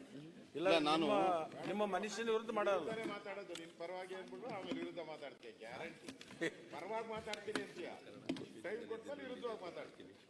ಆ ಕಂಡೀಷನ್ ಮಗ ಮಾತಾಡೋಣ. ಅದ್ರಾಗ ಇರ್ಲಿ, ಈ ಬಜೆಟ್ ಅಲ್ಲಿ ಮಾತಾಡ್ತಿದ್ದೀನಿ. ಏನು ಅಧ್ಯಕ್ಷರೇ, ಬೊಮ್ಮಾಯಿ ಸಾಹೇಬರು ಕೆಲವೊಂದು ವಿಚಾರಗಳನ್ನು ಹೇಳ್ತಾ ಇದ್ದಾರೆ. ಒಂದೊಂದು ಪಕ್ಷ ಒಂದೊಂದು ಆಡಳಿತಕ್ಕೆ ಬಂದಾಗ ಅವರವರ ಲೆಕ್ಕ ಪ್ರಕಾರ ಅವರವರ ಸಂದರ್ಭಕ್ಕೆ ಅನುಸಾರವಾಗಿ ಸ್ಕೀಮ್ಗಳನ್ನು ಮತ್ತು ಯೋಜನೆಗಳನ್ನು ಜಾರಿಗೆ ತರ್ತಾರೆ. ಹಿಂದೆ ಕಾಂಗ್ರೆಸ್ ಸರ್ಕಾರ ಅಧಿಕಾರದಲ್ಲಿದ್ದಂಥ ಸಂದರ್ಭದಲ್ಲಿ ಇಡೀ ರಾಜ್ಯದಲ್ಲಿ ರೈತರಿಗೋಸ್ಕರ ಕೃಷಿ ಭಾಗ್ಯ ಇತ್ತು. ನಿಮಗೂ ಗೊತ್ತು, ನಿಮ್ಮ ಭಾಗದಲ್ಲಿ ಕೃಷಿ ಹೊಂಡ ಮಾಡಿದ್ರೆ ಇಲ್ಲ, ಮಾಡಿದ್ರು. ನಮ್ಮ ಭಾಗದಲ್ಲಿ ಲಕ್ಷಾಂತರ ಜನರಿಗೆ ಕೃಷಿ ಭಾಗ್ಯದ ಉಪಯೋಗ ಆಯ್ತು. ಬಿಜೆಪಿ ಸರ್ಕಾರ ಬಂದ ಮೇಲೆ ಕೃಷಿ ಭಾಗ್ಯ ನಿಂತೋಯ್ತು. ಅಂದ್ರೆ ಆಯಾ ಸರ್ಕಾರಗಳು ಆಯಾ ಸಂದರ್ಭಕ್ಕೆ ಅನುಸಾರವಾಗಿ ಅವರವರ ಕಾಲಾನುಸಾರ ಅನೇಕ ಯೋಜನೆಗಳನ್ನು ತರೋದು ಮಾಡೋದು ಮಾಡ್ತಾರೆ. ಒಂದು ನಿಮ್ಮ ಬಗ್ಗೆ ನನಗೆ ಇನ್ನೊಂದು ನಮಗೊಂದು ಸಲಹೆ ಇದೆ, ಇರ್ಲಿ ಅದು ಅದ್ರ ಬಗ್ಗೆ ಮುಖ್ಯಮಂತ್ರಿಗಳ ಸಲಹೆ ಕೊಡಿ ನೀವು. ಅಲ್ಲಲ್ಲ, ನಾನು ನಿಮ್ಮದು ಅವಶ್ಯಕತೆ ಇದೆ ಈಗ. ಯಾಕಂತಂದ್ರೆ ಇಡೀ ರಾಜ್ಯದಲ್ಲಿ ಕೆಲವೊಂದು ರೈತರಿಗೆ ನೀವು ಸಹಾಯಕ್ಕೆ ಬರಬೇಕಾಗಿದೆ. ನಿಮ್ಮ ಪ್ರಭಾವ ಕೇಂದ್ರದಲ್ಲಿ ಸಾಕಷ್ಟಿದೆ. ಮಾಜಿ ಮುಖ್ಯಮಂತ್ರಿಗಳು, ನೀವು ಯಾವುದೇ ಒಂದು ಕಾರ್ಯಗಳನ್ನ ಕೇಂದ್ರದ ವರಿಷ್ಠರಿಗೆ ಹೇಳಿದ್ರೆ ಚಾಚು ತಪ್ಪದೆ ಮಾಡ್ತಕ್ಕಂತ ಒಂದು ವ್ಯವಸ್ಥೆ ಇವತ್ತು ನಾವು ನೋಡಿದೀವಿ. ಅದಕ್ಕೆ ನನ್ನ ವಿನಂತಿ ಏನಿದೆ, ಈಗೇನು ಕೇಂದ್ರ ಸರ್ಕಾರ ಇಥನಾಲ್ ಪಾಲಿಸಿ ತಂದಿದೆಯಲ್ಲ, ಆ ಇಥನಾಲ್ ಪಾಲಿಸಿ ತಂದಿರತಕ್ಕಂಥದ್ದು ಸ್ವಲ್ಪ ಸರಳೀಕರಣ ಮಾಡಕ್ ಹೇಳ್ರಿ. ಆಯ್ತು. ಇಲ್ಲಂದ್ರೆ ಇಡೀ ರಾಜ್ಯದಲ್ಲಿ ಸಕ್ಕರೆ ಕಾರ್ಖಾನೆಗಳು, ಕಬ್ಬು ಬೆಳೆಗಾರರು ಮತ್ತು ಗೋವಿನ ಜೋಳದ ವ್ಯಾಪಾರ ರೈತರು ಅವರೆಲ್ಲರೂ ಇವತ್ತು ಬೀದಿಗೆ ಬರ್ತಕ್ಕಂಥ ಸಂದರ್ಭ ಇದೆ. ಒಂದ್ ನಿಮಿಷ, ಅದ್ರ ಬೇಕಾದ್ರೆ ಡಿಟೇಲ್ ನಿಮಗೆ ಹೇಳ್ತೀನಿ ಸಂದರ್ಭ ಬಂದಾಗ. ಅದ್ರ ನಿಮ್ಮ ಪ್ರಭಾವ ಒಂದು ಸ್ವಲ್ಪ ಅಲ್ಲಿ ತಗೊಳ್ರಿ. ಅದರದ ಈಗಾಗಲೇ ಆ ವಿಚಾರ, ಒಂದ್ ನಿಮಿಷ, ಈಗಾಗಲೇ ಆ ವಿಚಾರವನ್ನ ನೀನ್ ಅಲ್ಲೋದ್ರೂ ಕೂಡ ಇನ್ನೂ ಪ್ರಭಾವ ನಿಂದ ಅಲ್ಲೇ ಐತೆ ಜಾಸ್ತಿ. ಬಹಳಷ್ಟು ಜನ ನಮ್ ಲೀಡರ್ಸ್ ಎಲ್ಲ ಗೊತ್ತಿರೋದು ನಿನ್ಗೆ ನನಗಿಂತ ಜಾಸ್ತಿ. ಮಹಾರಾಷ್ಟ್ರ ಪೂರ್ತಿ ನಿಂದೆ ಬಿಟ್ಕೊಟ್ಬಿಟ್ಟಿದ್ದೆ. ಮತ್ತೆ ಚರ್ಚೆ ಮಾಡುವ. ಬಿಜೆಪಿ ಮಹಾರಾಷ್ಟ್ರ ಮಾತಾಡಿ, ಪ್ರಭಾವ ನಿಂದು ಉಪಯೋಗ ಮಾಡು. ಪ್ರತಿಪಕ್ಷ ನಾಯಕರು. ಮಾನ್ಯ ಸಭಾಧ್ಯಕ್ಷರೇ, ಇವತ್ತು ನೋಡಿ, ಕಳೆದ ಬಜೆಟ್ನಲ್ಲಿ ಯಾವ್ಯಾವ ಇಲಾಖೆಗೆ ಎಷ್ಟೆಷ್ಟು ದುಡ್ಡು ಇಟ್ಟಿದ್ರು, ಖರ್ಚು ಎಷ್ಟಾಗಿದೆ ಅಂತ ಎಚ್ ಕೆ ಪಾಟೀಲ್ ಹೋದ್ರು. ಇಲ್ಲ, ಎಚ್ ಕೆ ಪಾಟೀಲ್ ಇಲಾಖೆಯಲ್ಲಿ 381 ಕೋಟಿ ರೂಪಾಯಿ ಅನುದಾನ ಕೊಟ್ಟಿದ್ರು. ಬಿಡುಗಡೆ ಆಗಿದ್ದು 187, ಖರ್ಚಾಗಿದ್ದು 102, 26.79. ಫೆಬ್ರವರಿ ಮುಗೀತು. ಬಜೆಟ್ಗೆ ಏನು ಸ್ಯಾಂಟಿಟಿ ಇದೆ? ಯಾಕೆ ಇಷ್ಟು ದೊಡ್ಡ ದೊಡ್ಡ ಫಿಗರ್ಗಳನ್ನು ಓದಿ ನಾವು ನಂಬಬೇಕು? ಖರ್ಚೇ ಆಗಲ್ಲ. ಮಾನ್ಯ ಸಭಾಧ್ಯಕ್ಷರೇ, ಅಲ್ಪಸಂಖ್ಯಾತರ ಬಗ್ಗೆ ಬಹಳ ಕಾಳಜಿ ವಹಿಸ್ತಾರೆ. 2105 ಕೋಟಿ ರೂಪಾಯಿ ಅನುದಾನ ಇಟ್ಟಿದ್ರು. ನಾನು ವಿವರಕ್ಕೆ ಹೋಗೋದಿಲ್ಲ. 432 ಕೋಟಿ ರೂಪಾಯಿ ಮಾತ್ರ ಖರ್ಚಾಗಿದೆ. ಬಹಳ ಜನ ಶಾಸಕರು ಕೇಳ್ತಾರೆ, ನಮಗೆ ಕೊಡಿ, ನಮ್ಗೆ ಅನುದಾನ ಕೊಡಿ, ನಮ್ಗೆ ಅನುದಾನ ಕೊಡಿ ಅಂತ. ಹಿಂದಿನ ಕೆಲಸಗಳನ್ನು ನಿಲ್ಲಿಸಿದ್ರಿ, ಈ ವರ್ಷದ ಹೊಸ ಕೆಲಸಗಳನ್ನು ಕೂಡ ತಗೊಂಡಿಲ್ಲ. ಅದು ಫೆಬ್ರವರಿಗೆ ಬಂದು.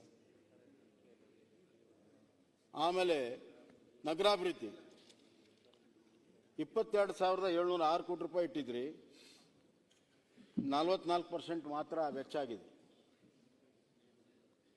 ಆಹಾರ ಇಲಾಖೆ 10,716 ಕೋಟಿ, 41% ಮಾತ್ರ ಖರ್ಚಾಗಿದೆ. ಮಾನ್ಯ ಸಭಾಧ್ಯಕ್ಷರೇ, ಹಿಂದುಳಿದ ವರ್ಗ 3,072 ಕೋಟಿ ಇಟ್ಟಿದ್ರು, 38% ಮಾತ್ರ ಖರ್ಚಾಗಿದೆ. ಹಿಂದುಳಿದ ವರ್ಗದ ಸರ್ಕಾರ, ಹಿಂದುಳಿದ ವರ್ಗದ ಮುಖ್ಯಮಂತ್ರಿಗಳು ಚಾಂಪಿಯನ್ಸ್. ಎಲ್ಲಿದೆ ಖರ್ಚು? ಇಟ್ಟಿದ್ದನ್ನು ಖರ್ಚು ಮಾಡೋಕ್ಕಾಗಿಲ್ಲ ನಿಮಗೆ. ಆಮೇಲೆ SC ಪರಿಶಿಷ್ಟ ಪಂಗಡಿ ST 49% ಖರ್ಚಾಗಿದೆ. SCP TSP ಅಲ್ಲಿ SCPನೂ ಅಷ್ಟೇ TSP ಅಷ್ಟೇ, ನಾಟ್ ಮೋರ್ ದೆನ್ 50% ಖರ್ಚಾಗಿಲ್ಲ. ಇನ್ನು 50% ಫೆಬ್ರವರಿ ಮುಗಿಸ್ತು. ನಾವು 39,000 ಕೋಟಿ ಇಟ್ಟಿದ್ದೇವೆ, ಖರ್ಚು ಎಷ್ಟಾಗುತ್ತೆ? ಅದರ ಅರ್ಥ ಏನು? ಅಲ್ಲ ಅಲ್ಲ, ಅಷ್ಟಕ್ಕೆ ಸಮಾಧಾನನಾ? ಅದಕ್ಕೆ ಸಮಾಧಾನ ನೀವು ಈ ವರ್ಷ ಖರ್ಚಾಗ್ಲಿಲ್ಲ ಅಂತಂದ್ರೆ ಈ ವರ್ಷ ದಲಿತರ ಬಗ್ಗೆ ಮಾತಾಡ್ತಾರ, ಪೂರ್ಣ ಪ್ರಮಾಣ ಖರ್ಚು ಮಾಡ್ಲಿಕ್ಕೆ ಆಗುದಿಲ್ಲ ಇವ್ರಿಗೆ. ಮಾತು ತೆಗೆದ್ರೆ 4 ವರ್ಷ ಖರ್ಚು ಮಾಡಿದ್ರೆ ಅದನ್ನು ಅವ್ರು ಮಾತಾಡಿ ಮುಗಿಸ್ಲಿ. 4 ವರ್ಷ RDPR 44% ಖರ್ಚಾಗಿದೆ. ಜಲಸಂಪನ್ಮೂಲ 53% ಖರ್ಚಾಗಿದೆ. ಜಲಸಂಪನ್ಮೂಲ ನೀವಿಲ್ಲಲ್ಲ, ಈಗ ನಮ್ಗೆ ನೀವೇ ಇದೀರಿ ಅಂತ ತಿಳ್ಕೊಂಡಿದ್ವಿ. ಅಲ್ಲಿ ಆಮೇಲೆ ಈಗ ಕೃಷಿ 52%. ಆಮೇಲೆ ಈಗ ಇದ್ದಿದ್ರಲ್ಲೇನೆ ಸ್ವಲ್ಪ ನನಗನ್ನಿಸ್ತದೆ ಆರೋಗ್ಯ 55% ಆಗಿದೆ. ಹೋದ್ರು ಅವ್ರು, ಎಲ್ಲಿ ಹೋದ್ರು? ಉನ್ನತ ಶಿಕ್ಷಣ 60 ಆಗಿದೆ. ಆಮೇಲೆ ಮಾನ್ಯ ಸಭಾಧ್ಯಕ್ಷರೇ, ವೈದ್ಯಕೀಯ ಶಿಕ್ಷಣ 58%, ಬೃಹತ್ ಕೈಗಾರಿಕೆ 69%. ಅದೇನು ಹೆಂಗೆ ಮಾಡಿದ್ರೆ ನೋಡ್ಬೇಕಾಗತ್ತೆ. 69%. ಮಾನ್ಯ ಸಭಾಧ್ಯಕ್ಷರೇ, PWD 59%. ಈ ತರ ಮೇನ್ ಶಾಸಕರ ಅನುದಾನ ಬಂದೇ ಇಲ್ಲ, ಅದನ್ನ ಹೇಳಿಲ್ಲ ನೀನು. ಬರ್ತೀನಿ, ಅದಕ್ಕೆ ಬರ್ತೀನಿ. ಮುಗಿಸಿದ್ರೆ ಸಾಕು. ಅಲ್ಲ ಸರ್,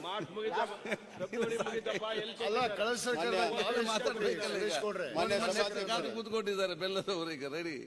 ಅಲ್ಲಲ್ಲ, ಮಾನ್ಯ ಸಭಾಧ್ಯಕ್ಷರೇ, ಇವತ್ತು ಇಲಾಖಾವಾರ ಹಂಚಿಕೆಯಲ್ಲಿಯೂ ಕೂಡ ಜಲಸಂಪನ್ಮೂಲ ಇಲಾಖೆ ನಾವು 22-23ಕ್ಕೆ 19 ಕೋಟಿ ಇಟ್ಟಿದ್ವಿ, 23-24 16 ಇಳಿಸಿದ್ರು. ಈ ಸತಿನೂ 14 ಇದ್ವಿ. ಜಲಸಂಪನ್ಮೂಲ ಹೆಚ್ಚಾಗಬೇಕು.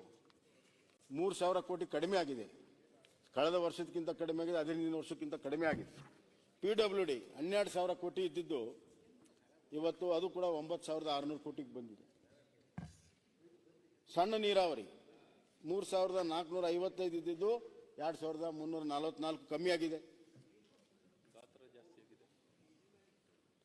ಆರೋಗ್ಯ ಜಾಸ್ತಿ ಆಗಿದೆ, ನಾನು ಒಪ್ಕೊಳ್ತೇನೆ. ಕೃಷಿ ರೈತರದು 7,288 ಕೋಟಿ 2022-23. ಅದನ್ನು ಕಳೆದ ವರ್ಷ 3,900 ಇಳಿಸ್ಬಿಟ್ಟಿದ್ರು. ಈ ಸತಿ 5,000 ಕೋಟಿ ಇದೆ. ಹೀಗೆ ಅಭಿವೃದ್ಧಿ ಆಗುವಂತ ಎಲ್ಲ ಇಲಾಖೆಗಳಲ್ಲಿ ಇವತ್ತು ಅನುದಾನ ಕೂಡ ಕಡಿಮೆ ಆಗಿದೆ. ಇನ್ನು ರಾಜ್ಯದ ಅಭಿವೃದ್ಧಿ ಹೆಂಗಾಗ್ತದೆ? ಇದರಲ್ಲೂ ಕೂಡ ಕೆಲವು ಇಲಾಖೆಗಳಲ್ಲಿ ಅತಿ ಹೆಚ್ಚು ಸ್ಯಾಲರಿ ಅಂಡ್ ಅಡ್ಮಿನಿಸ್ಟ್ರೇಟಿವ್ ಕಾಸ್ಟ್ ಇದೆ, ಬೇಕಾದಷ್ಟು. ಈ ತರದ ರಾಜ್ಯದ ಹಣಕಾಸಿನ ನಿರ್ವಹಣೆ ಮಾಡಿದ್ರೆ ಹೆಂಗೆ? ಮಾನ್ಯ ಸಭಾಧ್ಯಕ್ಷರೇ, ನಾನು ಒಂದೆರಡು ವಿಚಾರಗಳನ್ನು ಅಷ್ಟೇ ಹೇಳ್ತೀನಿ. ಮೊನ್ನೆದು ನಮ್ಮ MLAಗಳೆಲ್ಲರೂ MLA ಫಂಡ್ಗಳ ಬಗ್ಗೆ ಕೇಳ್ರಿ ಅಂತ. ತಮಗೂ ಗೊತ್ತಿದೆ, 2 ಕೋಟಿ ಕೊಡ್ತಾರೆ. ಈಗ ರಿಲೀಸ್ ಆಗಿದ್ದು ಬರೀ 35 ಲಕ್ಷ. ವರ್ಷ ಮುಗ್ಯಾಕೆ ಬಂತು. ನಮ್ಮ ಹಾವೇರಿ DC ಅಂತೂ ಬರೀ 35 ಲಕ್ಷ ಅಷ್ಟೇ ನಾನು ತಗೊಳ್ತೇನೆ, ಹೆಚ್ಚಿನ ತಗೊಳ್ಳಲ್ಲ ಅಂತ. ನಮ್ಮ MLA ಫಂಡ್ 2 ಕೋಟಿಗೂ ಕೂಡ ಕೊಡೋಕ್ಕಾಗಲಿಲ್ಲ ಅಂತಂದ್ರೆ ಹೆಂಗೆ ನಡೆಸೋದು ಸರ್ಕಾರ? ಶಾಸಕರು ಏನು ಮಾಡಬೇಕು? ಯಾವ ಮುಖ ಇಟ್ಕೊಂಡು ನೀವು ಕ್ಷೇತ್ರಕ್ಕೆ ಹೋಗಕ್ಕೆ ಸಾಧ್ಯ? ಅದಕ್ಕೆ ಆಡಳಿತ ಪಕ್ಷದ ಶಾಸಕರು ಪದೇ ಪದೇ ಹೇಳ್ತಾರೆ, ಅನುದಾನ ಕೊಡಿ, ಅನುದಾನ ಕೊಡಿ. ಈಗೇನೋ ನಿಮ್ಗೆ 25 ಕೋಟಿ ಕೊಡ್ತೀವಿ ಅಂದ್ರೆ ನಾವು ಸುಮ್ಮನೆ ಕೂತೀರಿ. ಅದು 25 ಕೋಟಿ ಈ ವರ್ಷ ಅಂತೂ ಬರೋದಲ್ಲ. ಅದು ಇನ್ನೊಂದು 10 ದಿವಸಕ್ಕೆ ಕೋಡ್ ಆಫ್ ಕಂಡಕ್ಟ್ ಬರ್ತದೆ, ನಿಮ್ ಕೆಲಸ ಕೊಟ್ಟಿದ್ದು ಅಲ್ಲೇ ಉಳಿತದೆ. ಅದು ಮುಂದಿನ ವರ್ಷ. ನಮಗಂತೂ ಒಂದು ನಯ ಪೈಸೆ ಕೊಟ್ಟಿಲ್ಲ. ಈ ಕಡೆನೂ ಶಾಸಕರಲ್ಲ ಅವರು, ಯಾಕೆ ಕೊಡಬಾರ್ದು? ನಮ್ಮ ಕಾಲದಲ್ಲಿ ನಾನು 25 ಕೋಟಿ ಕಾಂಗ್ರೆಸ್ ಪಕ್ಷದ JDS ಪಕ್ಷದ ಶಾಸಕರು 25 ಕೋಟಿ ಕೊಟ್ಟಿದ್ದೆ. ಸರ್, ಕನಿಷ್ಠ ನೀವು ಆ 25 ಕೋಟಿ ಕೊಟ್ಟಿದ್ ಬಿಟ್ರೆ ಒಂದ್ ನಿಮಿಷ ರೀ. 4 ವರ್ಷ ನಿಮ್ ಸರ್ಕಾರದಲ್ಲಿ ನಿಮ್ಮ ಅಭಿಯಾನ ಮಾಡಿದ್ರು, ಮನೆ ಮನೆಗೆ ಬಂದು ಒಂದು ವರ್ಷದಲ್ಲಿ ನಿಮ್ಗೆ ಎಷ್ಟು ಕೊಟ್ಟಿದ್ದಾರೆ ಅಂತ ಹೇಳಿ 25 ಕೋಟಿ ಕೊಟ್ಟಿದ್ರೆ ಒಪ್ಕೊಳ್ತಾರೆ ಸರ್. ನಾ ಒಪ್ಕೊಳ್ತೀನಿ, ಕೇಳಿಲ್ಲ. ಕೇಳ್ತಾ ಇರೋದು 4 ವರ್ಷದಲ್ಲಿ ಕೊಡಿ ಅಂತ ಕೇಳ್ತಾ ಇರೋದು. 4 ವರ್ಷದಲ್ಲಿ 25 ಕೋಟಿ ಅಷ್ಟೇ ಕೊಟ್ಟಿದ್ದು. ಏನ್ 4 ವರ್ಷದಲ್ಲಿ 25 ಕೋಟಿ, ಇಡೀ 4 ವರ್ಷದಲ್ಲಿ. ಆಯ್ತಪ್ಪ, ಇಬ್ರು ಹೇಳಿದ್ರಲ್ಲ, ಗೊತ್ತಿದೆ ಅದು. ಅದನ್ನ ಮತ್ತೆ ಮತ್ತೆ ಎಂತ ಮಾಡ್ತೀರಿ? ಒಮ್ಮೆ ಹೇಳಿದ್ರ ನೀವು ಅಭಿಯಾನ ಮಾಡಿದ್ರು. ಅಭಯ್ ಪ್ರಸಾದ್ ಬಂದ್ಬಿಟ್ಟು ಅವ್ರಿಗೆ ಅಭಯ್ ಪ್ರಸಾದ್ ಈಗ ನಿಮ್ಮ ಹುಬ್ಬಳ್ಳಿ ಧಾರವಾಡ ಮುನ್ಸಿಪಲ್ ಕಾರ್ಪೊರೇಷನ್ ಎಷ್ಟು ಬಂದಿದೆ, ಅದ್ರಾಗ ನಿಮ್ಗೆ ಎಷ್ಟು ಬಂದಿದೆ? ಬೊಮ್ಮಾಯಿರು ಈ ಕಡೆ ಮಾತಾಡಿ ಮುಗಿಸಿ. ಸರ್ ಏನು ಕೊಟ್ಟಿಲ್ಲ ನಿಮ್ಮ ಅವಧಿಯಲ್ಲಿ. ನೀವು ಒಂದು ಕೊಟ್ಟಿಬಿಟ್ರೆ ಏನೂ ಇಲ್ಲ, ಜೀರೋ. ಮಾನ್ಯ ಸಭಾಧ್ಯಕ್ಷರೇ, ಆಗ್ಲೇ ನಾನು ಹೇಳಿದೆ ಎಕನಾಮಿಕ್ ಸೋಷಲ್ಲು, ಅದೇ ತರ ಪ್ರೈಮರಿ, ಸೆಕೆಂಡರಿ, ಟರ್ಸರಿ ಸೆಕ್ಷನ್ ಅಲ್ಲೂ ಕೂಡ ಇವತ್ತು ಗ್ರೋತ್ ಯಾವುದೇ ಕಾಣ್ತಾ ಇಲ್ಲ. ಓಕೆ, 3 ಇದರಲ್ಲಿ ಆದಾಯನೂ ಕೂಡ ಬರ್ತಾ ಇಲ್ಲ. Agriculture, manufacturing and service sector ಅಲ್ಲಿ. ಸರಿ ಮಾನ್ಯ ಸಭಾಧ್ಯಕ್ಷರೇ, ಸಾಲದ ಮಿತಿ 2.95 ಹೋಗ್ಬಿಟ್ಟಿದ್ದಾರೆ. ಮುಂದಿನ ವರ್ಷ 3 ದಾಟ್ತಾರೆ. ಸಾಲದ ಒಟ್ಟು ಮಿತಿಯನ್ನ 23% ಮುಟ್ಟಿದ್ದಾರೆ. ಅದು ಕೂಡ 25 ದಾಟ್ತದೆ. The way it is going on. Okay, ಒಂದು ಡೆಫಿಸಿಟ್ ಬಜೆಟ್ ಅನ್ನ ಸರ್ಪ್ಲಸ್ ಇದ್ದುದನ್ನ ಡೆಫಿಸಿಟ್ ಮಾಡಿದ್ದಾರೆ. ಹಣಕಾಸಿನ ನಿರ್ವಹಣೆ ಸಂಪೂರ್ಣವಾಗಿ ವಿಫಲ ಆಗಿದೆ. ರೈತರಿಗೂ ಕೂಡ ಅನುಕೂಲ ಇಲ್ಲ, ಕೂಲಿಕಾರರಿಗೆ ಅನುಕೂಲ ಇಲ್ಲ, ವಿದ್ಯಾರ್ಥಿಗಳಿಗೆ ಕಷ್ಟದಲ್ಲಿದ್ದಾರೆ. ಹಾಸ್ಟೆಲ್ಗಳಿಗೆ ಸರಿಯಾಗಿ ಆಹಾರ ಸಿಗ್ತಾ ಇಲ್ಲ, ಹಾಸ್ಟೆಲ್ಗಳಿಗೆ ಸರಿಯಾಗಿ ವ್ಯವಸ್ಥೆಗಳಿಲ್ಲ. SC/ST ಹಾಸ್ಟೆಲ್ಗಳಿಗೆ ಎಷ್ಟೋ ವಿದ್ಯಾರ್ಥಿಗಳು SC/ST ಹಾಸ್ಟೆಲ್ನಿಂದ ಪರದಾಡ್ತಾ ಇದ್ದಾರೆ. ವಿಶೇಷವಾಗಿ ನಗರ ಪ್ರದೇಶಕ್ಕೆ ಗುಲ್ಬರ್ಗಾ, ಧಾರವಾಡ, ಮಂಗಳೂರು, ಮೈಸೂರು, ಬೆಂಗಳೂರಲ್ಲಿ SC/ST ವಿದ್ಯಾರ್ಥಿಗಳಿಗೆ ಅಡ್ಮಿಷನ್ ಸಿಕ್ಕರೂ ಕೂಡ ಹಾಸ್ಟೆಲ್ ಸಿಗದಂತ ಪರಿಸ್ಥಿತಿ ಇದೆ. ಆದ್ರಿಂದ ಮಾನ್ಯ ಸಭಾಧ್ಯಕ್ಷರೇ, ಸಾಮಾಜಿಕ ನ್ಯಾಯವೂ ಕೂಡ ಈ ಸರ್ಕಾರ ಕೊಡಕ್ಕೆ ಸಾಧ್ಯ ಆಗಿಲ್ಲ ಅನ್ನುವಂಥ ಮಾತನ್ನ ನಾನು ಇವತ್ತು ಹೇಳಕ್ಕೆ ಇಚ್ಛೆ ಪಡ್ತೇನೆ ಮಾನ್ಯ ಸಭಾಧ್ಯಕ್ಷರೇ. ಅದರ ಜೊತೆಗೆ ಅವರೇ ಇಲ್ಲಿ ಬರೆದಿದ್ದಾರೆ, ಇದು ನಂದಲ್ಲ, ಅವ್ರದ್ದೇ ರಿಪೋರ್ಟ್ ಮಾನ್ಯ ಸಭಾಧ್ಯಕ್ಷರೇ. ಸರಿ ನೋಡಿ, ಇವತ್ತು ಹಲವಾರು ಪ್ರಶ್ನೆಗಳಿದೆ. ಮತ್ತೆ ಸರ್ಕಾರಿ ನೌಕರರದು 7th ಪೇ ಸ್ಕೇಲ್ ಜೊತೆಗೆ ಅವ್ರದ್ದು NPS OPS ಕೂಡ ಇದೆ. ನ್ಯೂ ಪೆನ್ಷನ್ ಸ್ಕೀಮ್ ತೆಗೆದು OPS ಮಾಡಿ ಅಂತಾರೆ 2004ರಿಂದ. ಆದರೆ ಅವ್ರ ಹಣಕಾಸಿನ ಇಲಾಖೆ ಏನು ಹೇಳ್ತದೆ? OPS ಮಾಡಿದ್ರೆ ಹಣಕಾಸಿನ ಬಹಳ ದೊಡ್ಡ ಹೊರೆ ಬೀಳ್ತದೆ, ರಾಜ್ಯದ ಅಭಿವೃದ್ಧಿಗೆ ಸಂಪೂರ್ಣವಾಗಿ ಮಾರಕ ಆಗುತ್ತೆ ಅಂತ. ಅದಕ್ಕೆ ರಾಜ್ಯ ಸರ್ಕಾರ ಸ್ಪಷ್ಟವಾಗಿ ಬರಲಿ, NPS ಅನ್ನು ಕಂಟಿನ್ಯೂ ಮಾಡ್ತೀರಾ ಅಥವಾ OPSಗೆ ಹಿಂದೆ ಹೋಗ್ತೀರಂತ ಸ್ಪಷ್ಟವಾದ ನಿಲುವನ್ನು ಹೇಳಿ. Okay, next. ಆಂಬಿಗ್ಯುಟಿ ಬೇಡ. ಇಲ್ಲಿದೆ ನೋಡಿ, ಅವ್ರು ಹೇಳ್ತಾರೆ. ಆಯ್ತು, ಹೇಳಿದ್ರಲ್ಲ ಈಗ. ಇಲ್ಲಿ ಹೇಳ್ತಾರೆ ಅವರು, on this matter has warned again switching back to OPS and the cumulative fiscal burden on OPS could be high as 4.5 times that of NPS. Hence, switching back to OPS would be fiscally disastrous for the state finances in the long term and would lead to cutting back the welfare and development expenditure. Okay, ಆದರೆ ಇವತ್ತು ನೌಕರದಾರ demand ಇದೆ, ಕೊಡಿ OPSಗೆ ತಗೊಳ್ಳಿ, ಬೇಡರು ಅಂತಾರೆ. ನಾವು ಸ್ವಾಗತ ಮಾಡ್ತೀವಿ, OPSಗೆ ಹೋಗ್ಲಿ. ಆ ನಿರ್ಣಯ ತೆಗೆದುಕೊಳ್ಳುವಂತ ದಿಟ್ಟತನ ಮುಖ್ಯಮಂತ್ರಿಗಳು ತಗೊಳ್ತಾರ? ಹಣಕಾಸಿನ ಒಂದು ಭಾರವನ್ನು ತಡ್ಕೊಳ್ಳೋದಕ್ಕೆ ಏನಾದರೂ ಬೇರೆ ಕ್ರಮಗಳನ್ನು ತೆಗೆದುಕೊಳ್ತಾರ ಅನ್ನುವಂಥ ಪ್ರಶ್ನೆಯನ್ನು ನಾನು ಕೇಳ್ತೇನೆ ಮಾನ್ಯ ಸಭಾಧ್ಯಕ್ಷರೇ. ಇದರ ಜೊತೆಗೆ ನಾನು ಹೇಳಕ್ಕೆ ಇಚ್ಛೆ ಪಡ್ತೀನಿ, HK ಪಾಟೀಲ್ ಹೋದ್ರು, devolution of funds for the local bodies ನಮ್ಮ ರಾಜ್ಯದಿಂದ. ಒಂದೇ ಒಂದು ಉದಾಹರಣೆ ಕೊಡ್ತೀನಿ. 2023-24ರಲ್ಲಿ ಅರ್ಬನ್ ಬಾಡೀಸ್ಗೆ 15,000 ಕೋಟಿ 273 ಕೋಟಿ ಆಯಿತು. ಈ ವರ್ಷ 14,000 ಕೋಟಿಗೆ ಇಳಿಸಿದ್ದಾರೆ. ನೀವು ಡೆವಲ್ಯೂಷನ್ ಮಾಡೋದನ್ನ ಇಳಿಸಿದಿರಿ. ಇಲ್ಲಿ ಅಲ್ಲಿದ್ದು ಕೇಳಿ ಬೇಡ ಅನ್ನಲ್ಲ, ಆದರೆ ಅಲ್ಲಿದ್ದು ಸರಿಯಾಗಿ ಕೊಟ್ಟರು ಕೂಡ ನೀವು ಅನ್ಯಾಯ ಆಗಿದೆ ಅಂತ ಕೂಗಾಡ್ತೀರಿ. ಇಲ್ಲಿ ನಮ್ಮ ಲೋಕಲ್ ಬಾಡೀಸ್ಗೆ ಅನ್ಯಾಯ ಮಾಡ್ತಾ ಇದ್ದೀರಿ ನಿಮ್ಮ ಡೆವಲ್ಯೂಷನ್ ಆಫ್ ಫಂಡ್ಸ್ ಅಲ್ಲಿ. ಇದು ಯಾವ ನ್ಯಾಯ, ಯಾವ ನೈತಿಕತೆ? ಮಾನ್ಯ ಸಭಾಧ್ಯಕ್ಷರೇ ನೋಡಿ, ಇಲ್ಲಿ ಹೇಳ್ತಾರೆ ಅವರು, high levels of committed expenditure can restrict the physical space available to the state government, constraining the ability to allocate resources in the line with evolving priorities, responding to emerging challenges. The government to Further, the flexibility available to the government to manage its expenditure would get greatly diminished. The payment of salaries, pensions, interest liabilities has a significant impact on the government expenditure from the above graph. That the non-scheme based committed expenditure is witnessing a steeper year-on-year increase that directly influences the allocation of the funds and overall fiscal health of the government. Total ಹಣಕಾಸಿನ ವ್ಯವಸ್ಥೆ ಕುಸಿದು ಬೀಳ್ತಿದೆ ಅನ್ನುವಂಥ ರೀತಿಯಲ್ಲಿ ಇವತ್ತು mid term physical plan ಅಲ್ಲಿ ಸರ್ಕಾರ ಹೇಳಿದೆ, ಹಣಕಾಸಿನ ಇಲಾಖೆ ಹೇಳಿದೆ, ನಾನು ಹೇಳ್ತಾ ಇದ್ದೆ. ಇದರ ಬಗ್ಗೆ ಎಚ್ಚರಿಕೆ ವಹಿಸಬೇಕು, ಸರ್ಕಾರ ಎಚ್ಚರಿಕೆ ವಹಿಸಬೇಕು. ಇಲ್ಲದಿದ್ರೆ ಹಣಕಾಸಿನ ವ್ಯವಸ್ಥೆ ಕುಸಿದು ಬಿದ್ದರೆ ನಿಮ್ಮ ಗ್ಯಾರಂಟಿಗೂ ದುಡ್ಡಿರಲ್ಲ, ಅಭಿವೃದ್ಧಿಗೂ ದುಡ್ಡಿರೋದಿಲ್ಲ, ಸ್ಯಾಲರಿ ಕೂಡ ಪೂರ್ಣ ಪ್ರಮಾಣ ಕೊಡೋಕೆ ದುಡ್ಡಿರೋದಿಲ್ಲ. ಹಲವಾರು ರಾಜ್ಯಗಳಲ್ಲಾಗಿದೆ. ಕೇರಳ ಉದಾಹರಣೆ, ಕೇರಳ ರಾಜ್ಯದಲ್ಲಿ ಇವತ್ತು ದೊಡ್ಡ ಎಕನಾಮಿಕ್ ಎಮರ್ಜೆನ್ಸಿ ಇದೆ.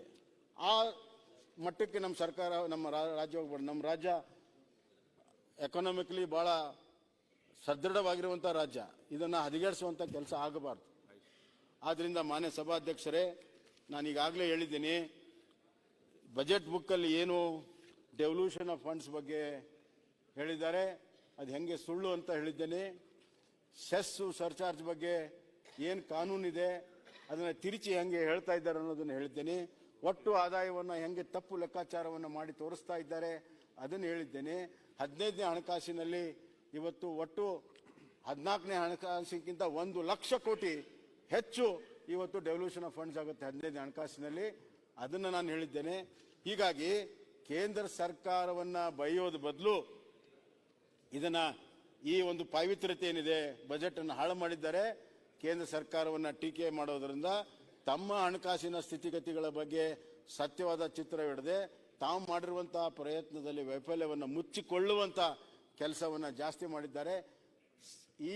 ಇದೇ ರೀತಿ ಹೋದ್ರೆ ಈ ಸರ್ಕಾರ ರಾಜ್ಯವನ್ನ ಸಾಲದ ಸೂಲದಲ್ಲಿ ಸಿಕ್ಸೋದು ಅಷ್ಟೇ ಅಲ್ಲ, ಹಣಕಾಸಿನ ದುರ್ಗತಿಗೆ ನಮ್ಮ ರಾಜ್ಯ ಸರ್ಕಾರವನ್ನು ದೂಡ್ತದೆ. ಬರುವಂತಹ ಸವಾಲುಗಳನ್ನು ಎದುರಿಸೋದಕ್ಕೆ ಯಾವುದೇ ರೀತಿಯ ನಮ್ಮ ಹಣಕಾಸಿನ ಒಂದು ಬೇಸು ಇವತ್ತು ಇಲ್ಲ ಅನ್ನುವಂಥದ್ದು ಬಹಳ ಸ್ಪಷ್ಟವಾಗಿದೆ. ತಂತಿ ಮೇಲೆ ನಡೆಯುವಂತಹ ಪರಿಸ್ಥಿತಿ ಇದೆ, ತಂತಿ ಮೇಲೆ ನಡೆಯುವಂತಹ ಹಣಕಾಸಿನ ಪರಿಸ್ಥಿತಿ ಇದೆ. ಇದು ಎಚ್ಚರಿಕೆಯಿಂದ ಇದನ್ನು ನಿಭಾಯಿಸಬೇಕಾಗ್ತದೆ. ಆದ್ರಿಂದ ನಿಮ್ಮ ಗ್ಯಾರಂಟಿಗಳಿಗೆ ಏನು 54,000 ಕೋಟಿ ಇದೆ ಅದಕ್ಕೆ ಹೆಚ್ಚಿನ ಆದಾಯವನ್ನು ತರುವಂತ ಪ್ರಯತ್ನ ಮಾಡಿ. ನಿಮ್ಮ ಆದಾಯವನ್ನೇ 14,000 ಕೋಟಿ ಕಡಿಮೆ ಮಾಡಿ. ಇವತ್ತು ನೀವು 36,000 ಕೋಟಿ ಕಳೆದ ವರ್ಷ ಖರ್ಚು ಮಾಡಿದಿರಿ, 54,000 ಕೋಟಿ ಹೆಚ್ಚಿಗೆ ಖರ್ಚು ಮಾಡ್ತೇನೆ ಅಂತೀರಿ. 54,000 ಕೋಟಿ ಖರ್ಚು ಮಾಡೋದಕ್ಕೆ 14,000 ಕೋಟಿ ಕಡಿಮೆ ಆದಾಯವನ್ನು ಮಾಡಿದ್ದೀರಿ. ಹೆಂಗೆ ನಿಭಾಯಿಸಕ್ಕೆ ಸಾಧ್ಯ? ನೀವು ಜವಾಬ್ದಾರಿತವಾಗಿದ್ರೆ ಆದಾಯ ಹೆಚ್ಚು ಮಾಡಿ ಗ್ಯಾರಂಟಿ ನಾವು ನಡೆಸ್ತೇವೆ ಅನ್ನುವಂಥ ಧೈರ್ಯವಾಗಿ ಹೇಳಬೇಕಾಗುತ್ತೆ. ಆ ಕೆಲಸ ನೀವು ಮಾಡಿಲ್ಲ. ಗ್ಯಾರಂಟಿಗಳು ಕೂಡ ಪೂರ್ಣ ಪ್ರಮಾಣದಲ್ಲಿ ಮುಟ್ಟಿಲ್ಲ. ಪ್ರಚಾರ ಮಾಡಿದ್ರೆ ಸುಳ್ಳು ಸತ್ಯ ಆಗೋದಿಲ್ಲ, ಡೈಲಿ ಪೇಪರ್ನಲ್ಲಿ ಅಡ್ವರ್ಟೈಸ್ಮೆಂಟ್ ಕೊಟ್ಟರೆ ಸತ್ಯ ಆಗೋದಿಲ್ಲ. ನೀವು ಹೋಗಿ ಹಳ್ಳಿಯಲ್ಲಿರುವಂತ ಹೆಣ್ಣು ಮಕ್ಕಳು ಕೇಳಿ ಯಾರ್ಯಾರಿಗೆ ಬಂದಿದೆ, ಯಾವ ತಿಂಗಳು ಬಂದಿದೆ, ಯಾವ ತಿಂಗಳು ಬಂದಿಲ್ಲ. ಮಿನಿಸ್ಟ್ರೇ ಒಪ್ಕೊಂಡಿದ್ದಾರೆ 10 ಲಕ್ಷಕ್ಕಿಂತ ಹೆಚ್ಚು ಜನರಿಗೆ ಇನ್ನ ನಾವು ಮುಟ್ಟಿಲ್ಲ ಅಂತ ಹೇಳಿ ಮಿನಿಸ್ಟ್ರೇ ಒಪ್ಕೊಂಡಿದ್ದಾರೆ. ಗೃಹಲಕ್ಷ್ಮಿ ಯೋಜನೆ 200 ಯೂನಿಟ್ ಅಂತೀರಿ, 200 ಯೂನಿಟ್ ಯಾರು ಕೊಟ್ಟಿದ್ದೀರಿ? ಎಲ್ಲ ಎವರೇಜ್ ಕನ್ಸಂಪ್ಷನ್ ಇರೋದೇ ಇವತ್ತು 65 ಯೂನಿಟ್ಗಳು, ಅದಕ್ಕಿಂತ ಹೆಚ್ಚಿಗೆ ಇಲ್ಲೇ ಇಲ್ಲ. 200 ಯೂನಿಟ್ ಅಂತ ಯಾಕೆ ಹೇಳ್ತೀರಿ? ಸುಳ್ಳೇ ಕೇಳ್ತೀರಿ. ಸುಳ್ಳು ಹೇಳೋದನ್ನ ಬಿಡಿ, ಹಣಕಾಸಿನ ನಿರ್ವಹಣೆಗೆ ಲಕ್ಷ್ಯ ಕೊಡಿ. ಇಲ್ಲಿದ್ರೆ ನಾನು ಹೇಳ್ತೀನಿ, ಬರುವಂತಹ ದಿನಗಳಲ್ಲಿ ಹಣಕಾಸನ್ನು ಹದಗೆಡಿಸಿರುವಂತಹ ಸರ್ಕಾರ, ಮುಖ್ಯಮಂತ್ರಿಗಳು ಅನ್ನುವಂಥ ಕುಖ್ಯಾತಿಗೆ ಈ ಸರ್ಕಾರ ಆಗ್ತದೆ. ಆ ಎಚ್ಚರಿಕೆಯನ್ನು ಕೊಟ್ಟು ನಾನು ಮಾತನ್ನು ಧನ್ಯವಾದಗಳು. ದೇಶದ